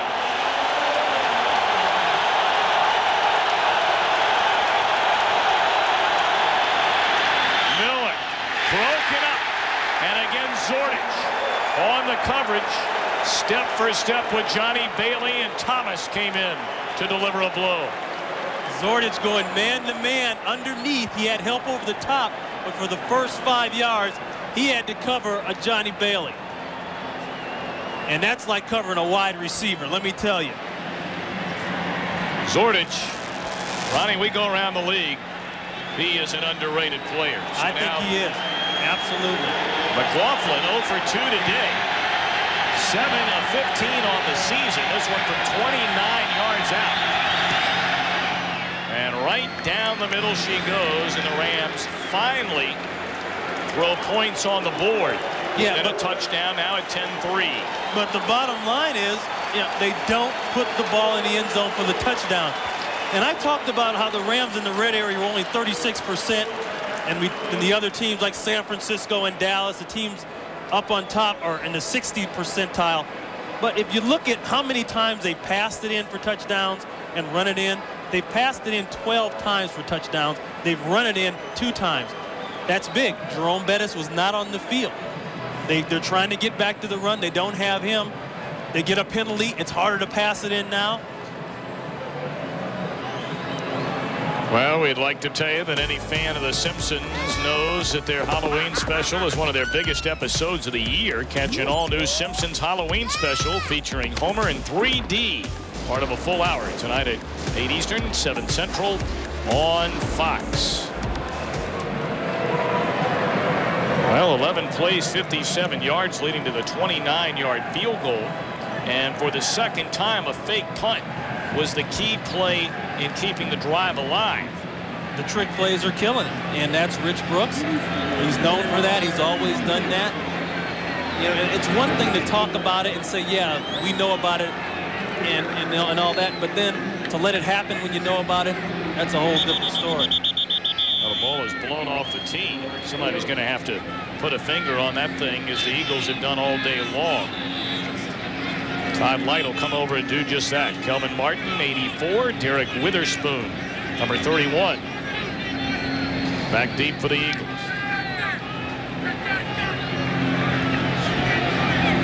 I tell you, I also got to give some of that credit to Wayne Sevier, the special teams coach for the Rams. He was at Washington the last few years, and you know they're known for their special teams and always have been. So he's pulling some of that out of his hat, too. Martin from his 3. Across the 25, flag comes flying in from the near side. Tackle made by Thomas Homko, but again a penalty flag, and we're waiting for the call from referee Gordon McCarter.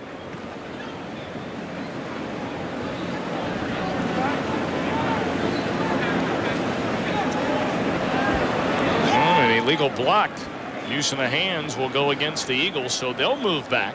I noticed Gordon, he occupies that chest pocket of his now after Bill Cowher made some use for it that one day.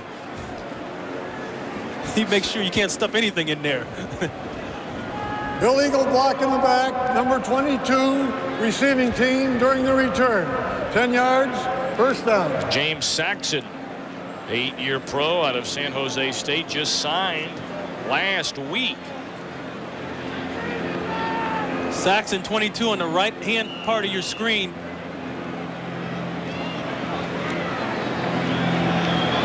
Right here. Yep. You can read that name. Don't hit him. Well, rather than the 26, it's back to the 11. First down, Gillis to Waters, and another penalty flag comes flying in. Jimmy Jones, the first man to meet Waters.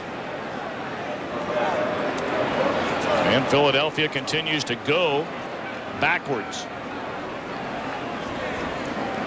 I don't know if Philadelphia realizes, they don't have this game put away. Holding, 63 offense, penalty decline, second down. That's McKenzie. Riley McKenzie, the center, free agent from the Redskins, came over just this year. 63, the center, right near. Working on Jimmy Jones. Yeah, I've seen a lot worse than that. Put a nice suplex on him, though. 3-yard loss, second and 12. Waters stays in the block. And Pete unable to hit Fred McCrary out of the backfield. We've talked so much today, Ron, about what the Philadelphia defense has done to Isaac Bruce, keeping him very quiet. But how about the Rams defense in slowing down Ricky Waters? Well, 2 receptions, 17 yards. He's carried the ball 8 times for just 30 yards. Yeah, they had those 2 big plays earlier in the game, but after that, there's been absolutely nothing. And so now the onus becomes the passing game once again, as we talked about, for the Eagles. 3rd and 12. Pete loses the ball, picks it back up. What a play, and throws able to hit Calvin Williams well short of the first down, but that could have been an absolute disaster, and Rodney Peete knows it. Kevin Carter stripped it loose from him, and somehow, some way, Peete was able to pick it up. Boy, there's some talking going on down there, and Rodney was hoping to get a late hit call. But that's just a great job of ad-lib. It's like DeMarco Farr, the injured Ram. The pressure's going to come from the outside on both sides, but watch him step up. There it is now. That's Kevin Carter, the rookie, making the play, but to be able to pick that ball up, and he didn't realize how close Carter was right behind him, and that's when DeMarco Farr got hurt. Rodney saying, come on, man, can you please give me a roughing the quarterback call? He actually might have a pretty good case right there. Here's a guy, undrafted. He said, I came into camp a couple years ago with the Rams, the 16th defensive lineman out of 16 defensive linemen. I had no shot whatsoever. We were with him yesterday when he saw his football card for the very first time, was going to send it back home. He is just a wonderfully engaging young man, DeMarco Farr. Yeah, he couldn't wait to show us. This is my first football card, he says. I'm so excited. This one's going back to Mom so she can frame it. Hutton from his own goal line punts it away. Kenshin still having a terrible time with the wind, but fields Cleveland and has some room. Oh, what a move! To the outside, shoved out of bounds. Wow. Philadelphia 40 by the punter, Tom Hutton. Oh, that move. The trainer doesn't have enough jock straps down below for that kind of move. Man. Well, coming up next, it's the second half of our Fox NFL Sunday doubleheader. Most of you will see the Green Bay Packers take on the Detroit Lions. Plus other exciting regional action. Check local listings for the game and time in your area. 46-yard punt, 21-yard return. You see St. Louis in the NFC West. Three-way tie with Atlanta and the Niners. So a big game, needless to say, for the Rams. Now. Miller's had a very good second half. Wide open drop. Can you believe that? Lavelle Pinkney, the rookie out of Texas. Lavelle Pinkney, to me, is actually a tight end playing wide receiver. He's 6'4", 250 pounds. But Bobby Taylor got a little piece of that ball. Miller looks one way, he's going to throw right over the top. He has Pinkney up the sideline, but watch the elevation right here. Wow. Bobby Taylor got up in the air. Pinkney has not caught a ball all year long, and Miller certainly thought that should have been his first. Pinkney in the first 6 games of the season. Ball comes loose. And Philadelphia says it has recovered. Still no word yet from the officials, and now it is Philadelphia football. Russell lost it. Thomas covered it up.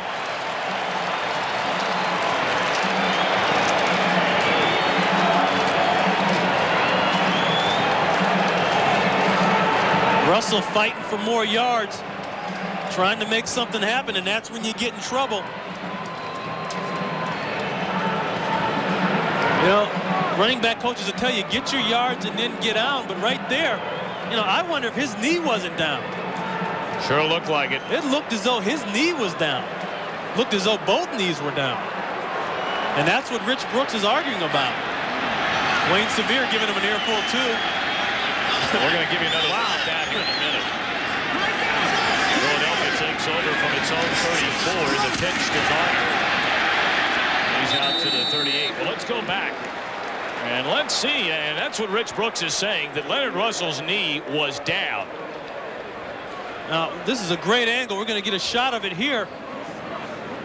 Now, that's Dixon. He's going to wrap him up. Boy, I got to beg to differ on the call that his knee is down. When Fuller was a man who came across and gave him the shot. It looked from that angle like at least one knee was down. He throws, juggles, and then broken up. Good play defensively by Anthony Parker. It looked like the ball should have been handled initially by Calvin Williams, but then Parker just able to bat it away. Parker coming over, making the play. Let's go back to this fumble again. Now you're going to see him get wrapped up by Dixon 90. Fuller's going to come over and get the shot right there. He's down. See that? He's down. That's not a fumble. You don't need to tell him that. 3rd and 6. Martin's in motion. And Pete with good time. Overthrows a wide open Kelvin Martin. Rodney is trying to take out a rib from Kelvin Martin. When he throws that ball like that and extends him and spreads him out, there is no way Kelvin Martin is going to get that one. And if he does get it, he's got a quick trip to the General Hospital to get his ribs put back in place. Martin just going to drag across the middle. They want the linebackers to suck up, and they do. But you see right there, you get guys down below. He has to throw that ball over the top. Good kick this time by Hunt. Jeez. Kenshin back to his own 5. Look at him. Just spinning all over the place. Ball's loose. And they're saying he was down before it came loose. Well, see, I want to see that one again. 56-yard boot. And then Kenshin a 16-yard return on what is the final play of the 3rd quarter. Well, the Rams defense certainly has turned things around here in the 2nd half. Yeah, and they turned his head around too, as you can see. That's the end of the 3rd quarter. Philadelphia leading the Rams 10-3. We'll be back. Well, the end of 3 quarters, Philadelphia 10-3 lead over the St. Louis Rams. Todd Kenshin shaken up a bit after taking a couple of real hard licks. Well, Kenshin has no fear at all. I mean, I've never seen a guy. They talk about being brave, but Kenshin brings the word brave to new heights. 1st and 10 for Miller and the St. Louis offense. From their own 22, Leonard Russell, who put it on the ground a moment ago, loses ground on this carry, and Mike Mamula, the rookie out of Boston College, there to meet him. You know, going back to the punt, there's a rule that says if it goes inside the 10-yard line, let it go. But of course, Kenshin ignores it. But look at the catch. Like, I'll just one-hand it and then tuck it away as I'm running. By the way, this is a good call here. He was down when he fumbled the ball. Watch his shoulders. And then the ball comes out. Good call. Well, they give Russell a yard. 2nd and 9. And overthrown the intended receiver, Marv Cook. Well, let's send it back to Hollywood for a McDonald's game break, and James Brown. Hey, Tom and Ron, Carolina looking for an expansion record 3 straight. Well en route. Kerry Collins finds Willie Green. Green high-stepping it into the end zone. Nope, no flag on the play, but a 17-3 Carolina lead over the Patriots. Back to Tom and Ron. The time you want to catch a team that just played a Monday night game is after the Monday night game, exactly after the Monday game. And Dom Capers' defense is tough. 3rd and 9 for the Rams. Trailing 10-3. Miller steps up, throws, 1st down reception to Isaac Bruce. Bruce came in with 3 consecutive 100-yard receiving games. If he can get a 4th today, and he needs a long way to get there, he would match the franchise record held by Bob Boyd all the way back to 1954. That's his 6th reception. He has 53 yards and an entire quarter left to do it. Well, he made plays last year, but in the midst of all the drama in Los Angeles with the move and the firing of Chuck Knotts, what he did really didn't stand out. Now it's standing out. The 35, Miller a play fake. And what a catch made by Lavelle Pinckney. Dropped a wide open try on the last drive, and then in traffic just pulls that one in over Mark McMillan. This is the difference between a guy that's 6'4" and a guy that's 5'7", and you're going to see it right here. McMillan has him covered. I thought he was going to intercept the ball, but look at that. He gets completely dwarfed on the play. That's like you trying to rebound with Will Chamberlain. Ball at the 48. 14-yard pickup.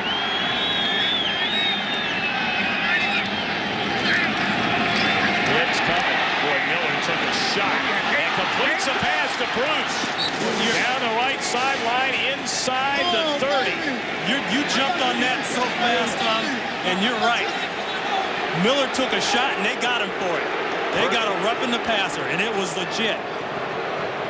26-yard gain, and they're going to tack on some yards here.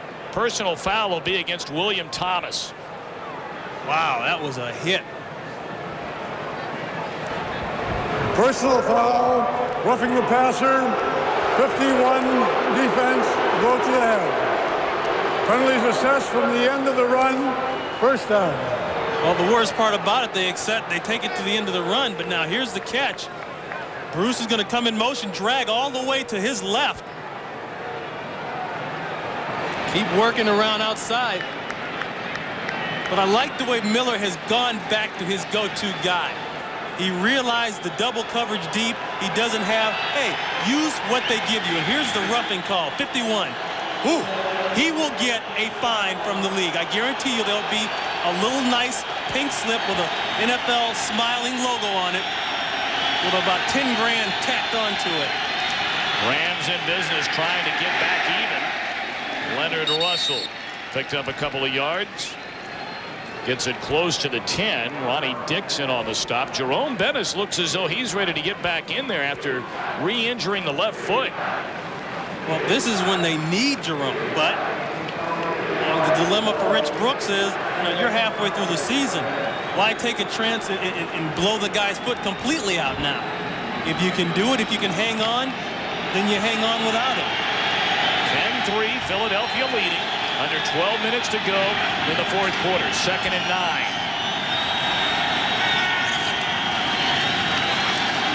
Miller up top. Touchdown, Isaac Bruce. Bruce, his 7th touchdown reception of the season, his first today. And now the Rams with a point after, a chance to tie the game. The matchup is not good. You're going to see Zordich 36 man-to-man on Bruce, but watch 21. There he is. Yeah, this way. He tries to get up. He mistimes the leap. And Miller with a nice pass. But when you got Zordich, even though he has played, look at this trick play going on. Take a look at this. They're going for 2. And they're not going to get it. Oh, no. Boy, you have to wonder about that call by Rich Brooks. That could be huge. Carlos Jenkins took the shovel pass and tried to get in to give the Rams a lead.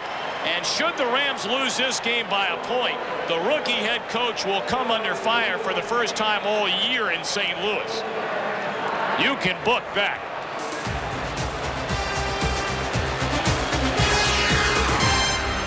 NFL Sunday is brought to you by Toyota Camry, the gold standard. By the NASDAQ stock market, the stock market for the next 100 years. By DirecTV, it's personalized TV.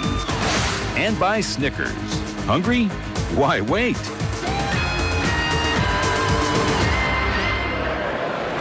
University of Pennsylvania here in Philadelphia. A 10-9 Eagles lead. Going for the 2-point conversion. The snap going to linebacker Carlos Jenkins, who is stuffed at the line of scrimmage. And we're going to show you that play in a moment. Trick-or-treat alert. Line drive kick. A lot of hitting going on. How many lumps you one side your coffee? James Saxon able to cover up the ball. Good field position for Philadelphia.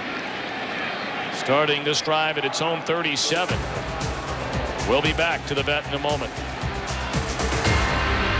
That's Wayne Sevier right there, the special teams coach, and I'll bet you $5 what they're talking about right now. This is called a swinging gate play. Watch the offensive lineman for the Rams, but watch the white shirts. Folks, they knew that play was coming, and watch 51, Willie Thomas right there. He makes the play, but I got a question. If you're going to run that play, why do you run it with the linebacker running? Why don't you put a running back in, a defensive back, a receiver, somebody with speed? I wonder about trying it in the first place. Yeah, absolutely. Well, we'll see if it all works out. Charlie Garner to the outside. Finally caught by Toby Wright at the 26. Garner had a 57-yard run called back on a penalty in the first quarter. This one goes for 36. No flags on the field. Watch the way Garner just squeezes through seams. There's McCrary, 41, and a good block by Guy McIntyre and Roman Pfeiffer. The key for them has been to get a body on Roman Pfeiffer, because like we talked about in the beginning, Roman Pfeiffer represents the Junior Seau of this defense. He's everywhere. And look at this. I mean, look at these yards in the third quarter. 161 to 54 in favor of the Rams. Every time there's been a big-time running play, and that man there, that's all he does is make huge running plays. You know, we never see him go for a 3-4 yard gain, but every time they've gone for a big one, they've gotten a body on Roman Pfeiffer. And I'm not talking about a running back, a wide receiver. I'm talking about a big offensive line body. Garner only 7 rushes, but he's picked up 60 yards. He'd be well over 100 if they don't bring back the long run on the opening drive. Waters alone set back. Pete guns it in there to Rob Carpenter inside the 20. So it'll bring up a third down for Pete and the Eagles. Nicely done by Rodney Peete. You know, we asked him yesterday, what gave you the most confidence in running this offense? Was it the run and shoot up in Detroit? That's what I thought it was. He said, no, it was Dallas. Dallas, he said, is more like this offense. And that's exactly where we've taken our page from. See, people think it's West Coast, but it's actually more from Dallas. And we see that with the power running game mixed in with the pass. 3rd and 3. Blitz coming. Pete gets it away. But led to Ricky Waters. Too far. You know, Ricky's got to make an attempt for that ball. It looked as though he could have at least tried to get a hand on it. Ricky's going to run out to the flat. He's going to go in motion, and that lets the offense know whether it's man or zone if somebody runs with him. And there's Keith Lyle, so it's man. But let's see if he can make an effort for that ball. Ooh, Ricky, lay out. Give it up for the program down here, man. Ball spotted at the 20, just inside the 27. They'll call it a 36-yard field goal try by Gary Anderson. Just inside. I mean, just inside. Scrape the yellow paint off that ball, please. Anderson gives his team a 4-point lead. 13-9, Philadelphia in front of the St. Louis Rams. 9:47 to go until halftime. Well, we understand, or until the end of the game, I'm sorry. Leonard Russell, turf toe. Jerome Bettis already out with a sprained left foot. Brett Moss inactive this week, although it appears that Bettis is ready to come back in. Yeah, well, that's nice, but at what percentage is he going to come back in? And now you risk the chance of hurting this guy for the rest of the season. Gary Anderson to kick it off. Good kick. Sends Kitchen back to the end zone, and it is out of the end zone. So the Rams will bring it out to the 20. Don't kill me, man. Celebrate Halloween Bundy. See Bud make his pro wrestling debut. Catch a brand new episode of Married with Children, part of Fox's Halloween Bash. Tonight at 9 Eastern, 8 Central on Fox. Tom Brenneman, Ron Pitts, our Fox crew at Veterans Stadium in Philadelphia. 9:40 to play. Rich Brooks gambled on a 2-point conversion. The extra point would have tied the game at 10. And for the time being, Bettis still on the sideline. Johnny Bailey, the lone setback.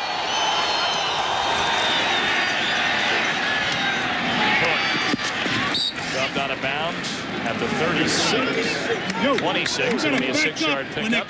Brings up 2nd and 4. Bobby Taylor on the coverage. Smart move by the Rams, I think, in the offseason to take Marv Cook, who was a tight end last year, make him into a fullback, because now they understand that they have holes in the offensive line. So that he's nothing but an extra offensive lineman in the backfield to protect Chris Miller. You know, Chris Miller really can't afford to take any more hits. He's had numerous concussions. He can't afford to have any more. Bailey takes some handoffs, slips through. Eagle tacklers, and he's across the 30. Good enough for a first down. Now, this game is presented by authority of the National Football League and is intended for the private use of our audience. Any rebroadcast or other use of this telecast without the expressed written consent of the Philadelphia Eagles and the National Football League is prohibited. Clock under 9 minutes. And due to the failed two-point conversion, the Rams need a touchdown. A field goal is not going to do the trick.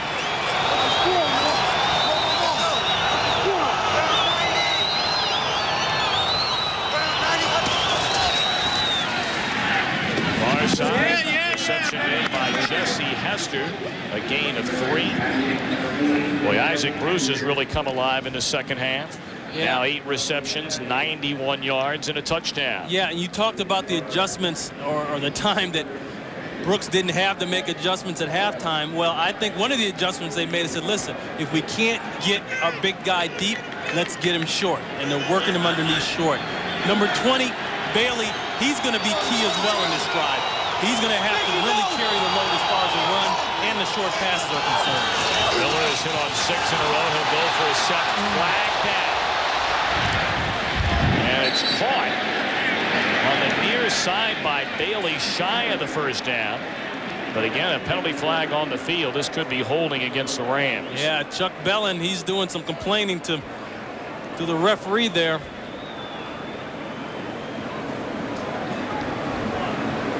Now they got to get in the big group and talk about it like they always do. Like Gordon McCarter just checking with a side judge to find out if indeed Bailey caught the ball.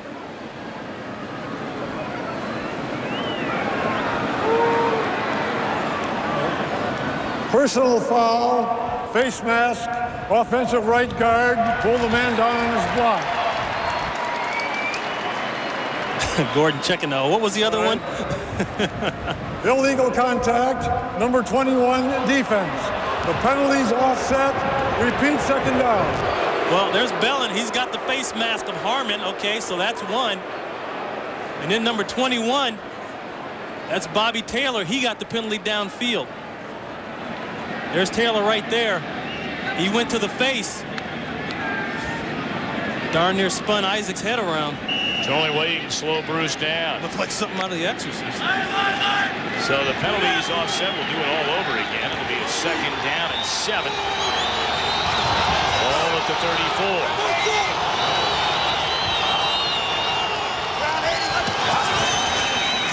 Miller just throws it away. Miller was sacked 4 times in the first half. And Rich Brooks has done a good job of adjusting and getting his offense a jump start here in the second half. Well, if you look at this offense, you wonder where the big plays come from. Coming into today's game, they were ranked 19th in total offense versus a run. They were ranked 22nd in the NFL and 12 in terms of passing. And the answer to that is turnovers and big plays. Third down and 7. Good protection. Miller steps up, drills the ball in there to Jesse Hester, and it's good enough for a Rams first down to the Eagle 49. Clock at 7:30. Philadelphia leading 13-9, a 17-yard pickup. This is a nice play, but what Miller does is he waits for 36. Zordich to get out of the window. There's Zordich. Now watch. He's going to take off out of there. And there's the window.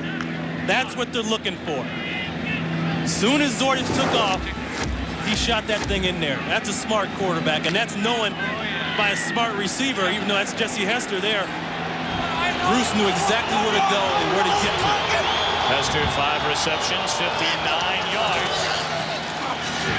Miller sacked for the 5th time today. Mamula along with Daniel Stubbs applying the pressure. of the end of the game, Ron and I will be selecting the Miller Lite player of the game. Long way to go. 6:54 and counting.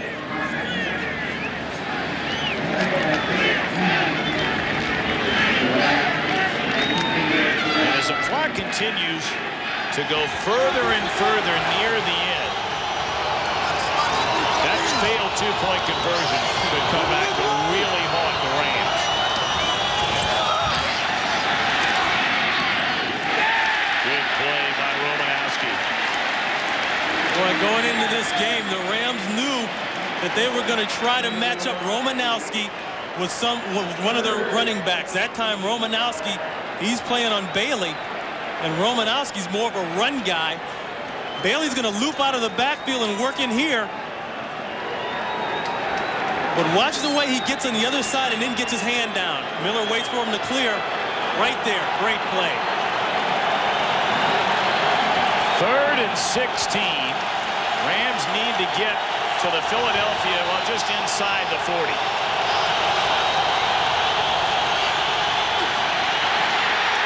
Fumble. Picked up by Kevin Johnson. He's going to go for a touchdown.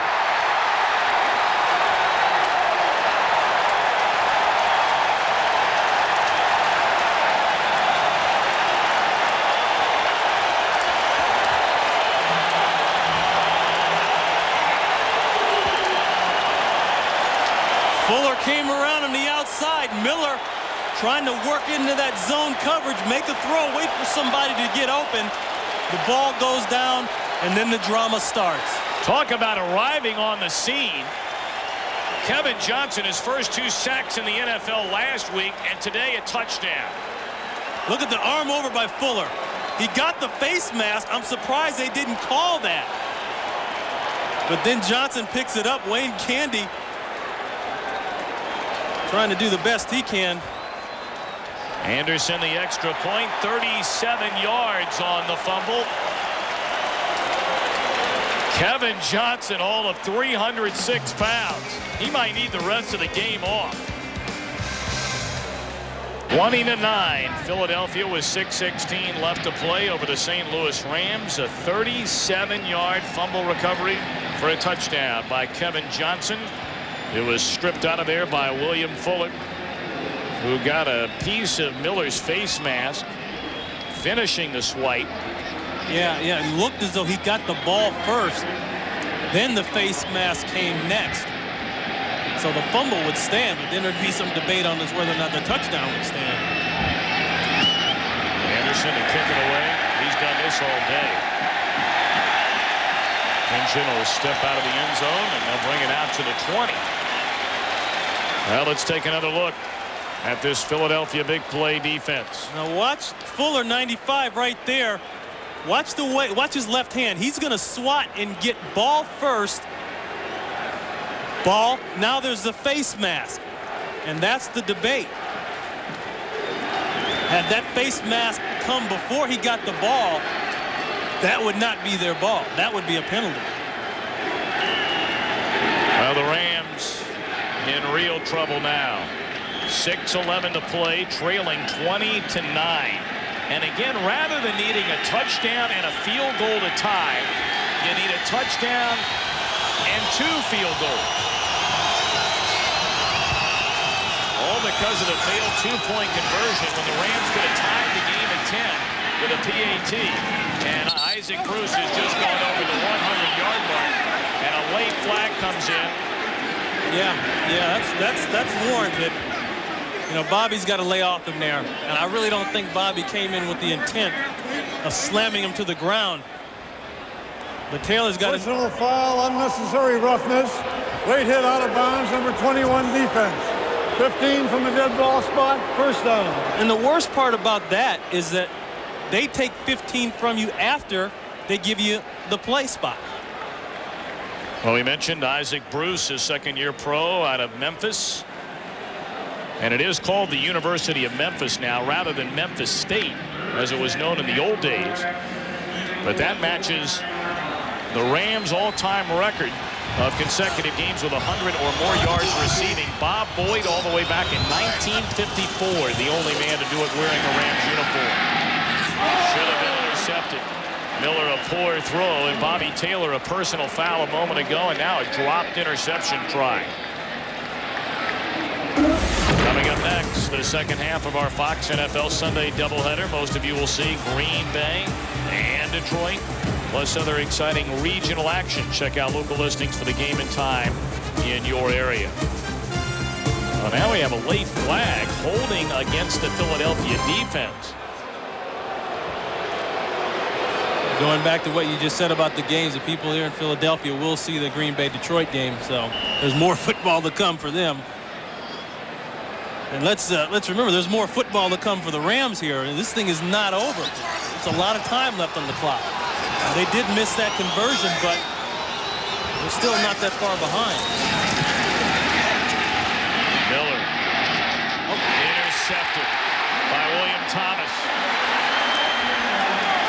Dragged down at the 42. Thomas, his 4th interception of the season, his 3rd in the last 2 weeks.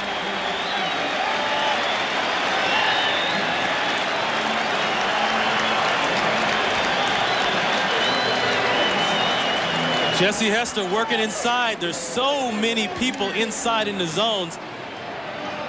Take a look at Miller there, and that ball is just way underthrown. He threw it well behind him. And that's a nice grab by a linebacker. You don't see many linebackers catch balls in their hands like that. Big play by Willie Thomas.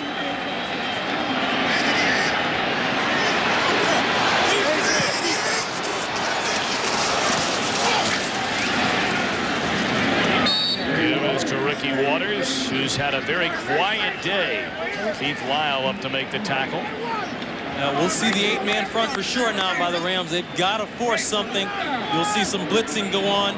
They need the football. They've got to get down the field and score quickly. Well, you know, you talk about the turnovers. They have lived on the turnovers, but sometimes you die on the turnovers as well. Miller intercepted 4 times last week. Once today. He's been under heavy heat from his Philadelphia defense all day. Second down, Waters again. Stays on his feet, crossing the 45. Shane Conlon on the tackle. The clock under 5 minutes. Closing in on 4:40. And a 20-9 Philadelphia lead. Rodney Peete, this is his 4th game in the starting role, taking over for Randall Cunningham. He would go to 4-0 if they hang on today. Very wisely not letting that play clock wind down, using all of it. The Rams have to get off the field defensively right now.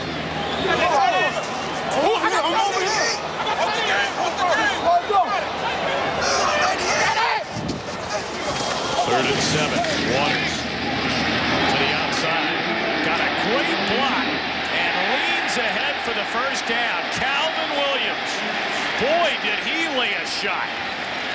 Opening the door, and Waters just runs right through it. They're going to have Waters stopped up as he goes to this side, but keep a close eye on the left part of your screen. Calvin Williams is going to come by and lay out Torin Dorn right there. Great hit. That's the hit that lets him get the first down for all intents and purposes. And a new set of downs for the Eagles. 3.5 to go.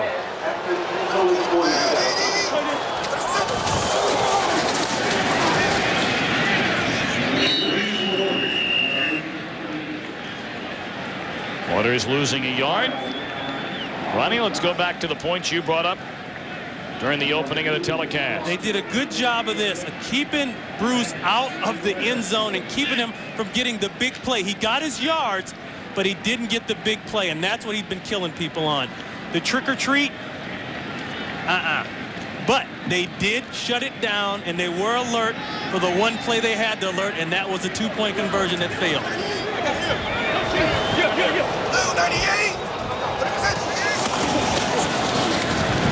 Stay on the ground, and again it's Waters. Fed by everybody. Jimmy Jones, the first man there, as we close in on the 2-minute warning. All right, Ron Pitts on the other side. Well, now we talked about the Rams and using Bettis, 27 yards. They couldn't get to him enough. They never really got the run going. Slow down Gardner and Waters, 101 combined yards. The big play yards from them really hurt them. It wasn't so much the yards per se, but they got the big plays, and that hurt them around. 3rd and 13. The reverse to Williams. He's hoping somebody can block for him like he blocked for Waters, and nobody does. He's dragged down for a loss by Todd Light. Ray Rhodes wanted to use a play that was not only a run, but a running play that would take a lot of time, and that's exactly what he got in that reverse. And you see they're going to let that clock run down to the 2-minute warning. Well, Rodney Peete started off very hot and then really cooled down. In fact, went through one stretch where he only hit on 4 of 17. But then they had a big play by Charlie Garner on the ground, leading to another field goal and an 11-point lead with 2 minutes left. Pat's King of Steaks, where the original Philly cheesesteak was invented, or so they tell us. Been open since 1930, open 24 hours a day for Rod Pitts and other long-gone NFL stars to go get heavy after their playing days are over. And the thing about that, I bet Pat didn't even realize that he's under new ownership. Fox NFL Sunday ownership. Send him the bill, Pat. 2 minutes left and a 29 Philadelphia lead. And they come after Hutton. And he'll boot this one out of the end zone. Well, you know, Kinchin actually had thoughts of going into the end zone to catch that ball, I want you to know. I guarantee you. 52-yard punt by Hutton, our Miller Lite player of the game. We mentioned inactive the last 2 weeks, played one play in the New Orleans game the week before that with a hamstring injury, but William Fuller came back with a couple of sacks, a forced fumble here today, leading to the Kevin Johnson touchdown. Well, see, that's what happens when you get the player of the game award. Now you don't have to go back out in the field. See, he gets to take the rest of the plays off. Now Fuller, a two-time Pro Bowler in '91 with Houston, then last season after signing as a free agent here in Philadelphia. Our sign catch made by Jesse Hester, stopping the clock with 1:47 left. Well, Ron, for the St. Louis Rams, a look ahead to next week. And the Rams are going to have to try and find a way to get things going again. They started out the season 4-0. They've now dropped 2 of their last 3. And they'll take on the New Orleans Saints at the Superdome.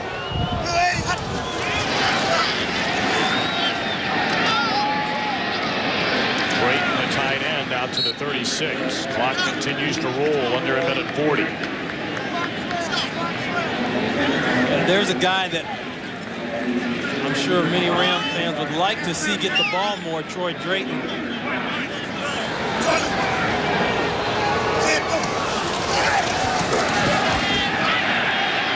has felt that pressure all day long. He's able to make yet another completion to Jesse Hester out to the 40-yard line. And the Rams will spend their final timeout with a minute 13 left. What about these Rams? What do they have to do to get things back on track?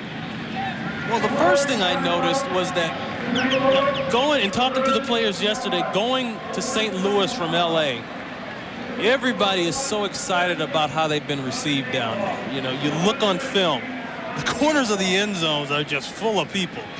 In L.A., hey, nobody wanted to put down their Chardonnay long enough to watch half the game, so that's a big deal for them there. And I think they have been riding on that for a while, but you got to go back and you got to ask yourself, what made the Rams so successful in the front part of this season? It was the turnovers, and it was the big plays.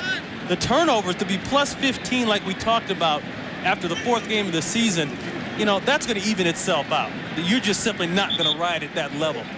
And if you're just making the big plays, the next question you got to ask, where is the running game? Where is Jerome Bettis? That's what we talked about in the beginning. Where is that?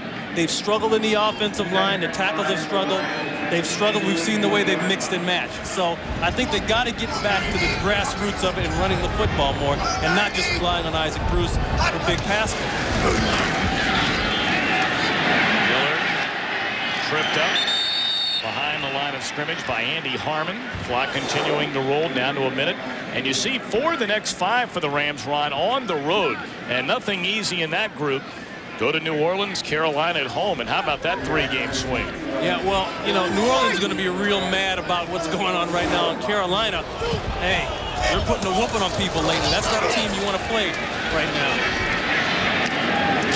Drayton just dropped the ball. And that's going to do it for the Rams.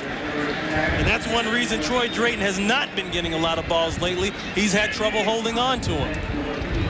Well, for the Philadelphia Eagles, 4 straight wins, and here's what they have coming up. A tough one next week, and then you're home to Denver. The Giants go to Washington and Seattle. Well, this right here, of course, is a money game, but that's why this game today was more important, because they think they can get this one at home. They think they can get this one at home. Redskins, no easy trip following those back-to-back home games. Eagles will go to 5-3, and they'll send the Rams to 5-3. Kitchen makes a reception. He's all the way down to the 23, and the clock down to 30 seconds. That was a 4th down try by Miller. But when the ball gets in Todd Kitchen's hands, he makes things happen. By hook or crook, he's going to get you yards. Clock stopped with 20 seconds left.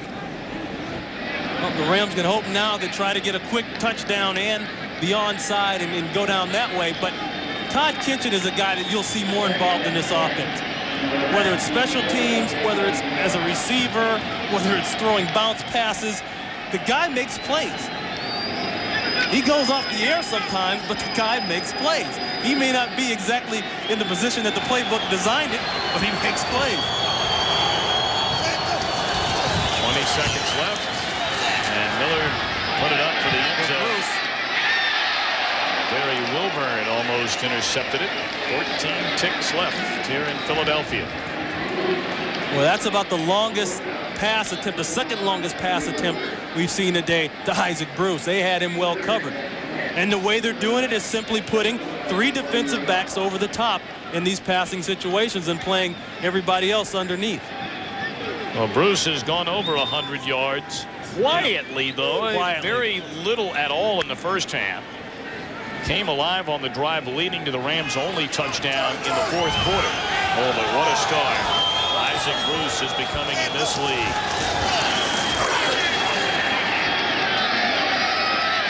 To the end zone, intercepted.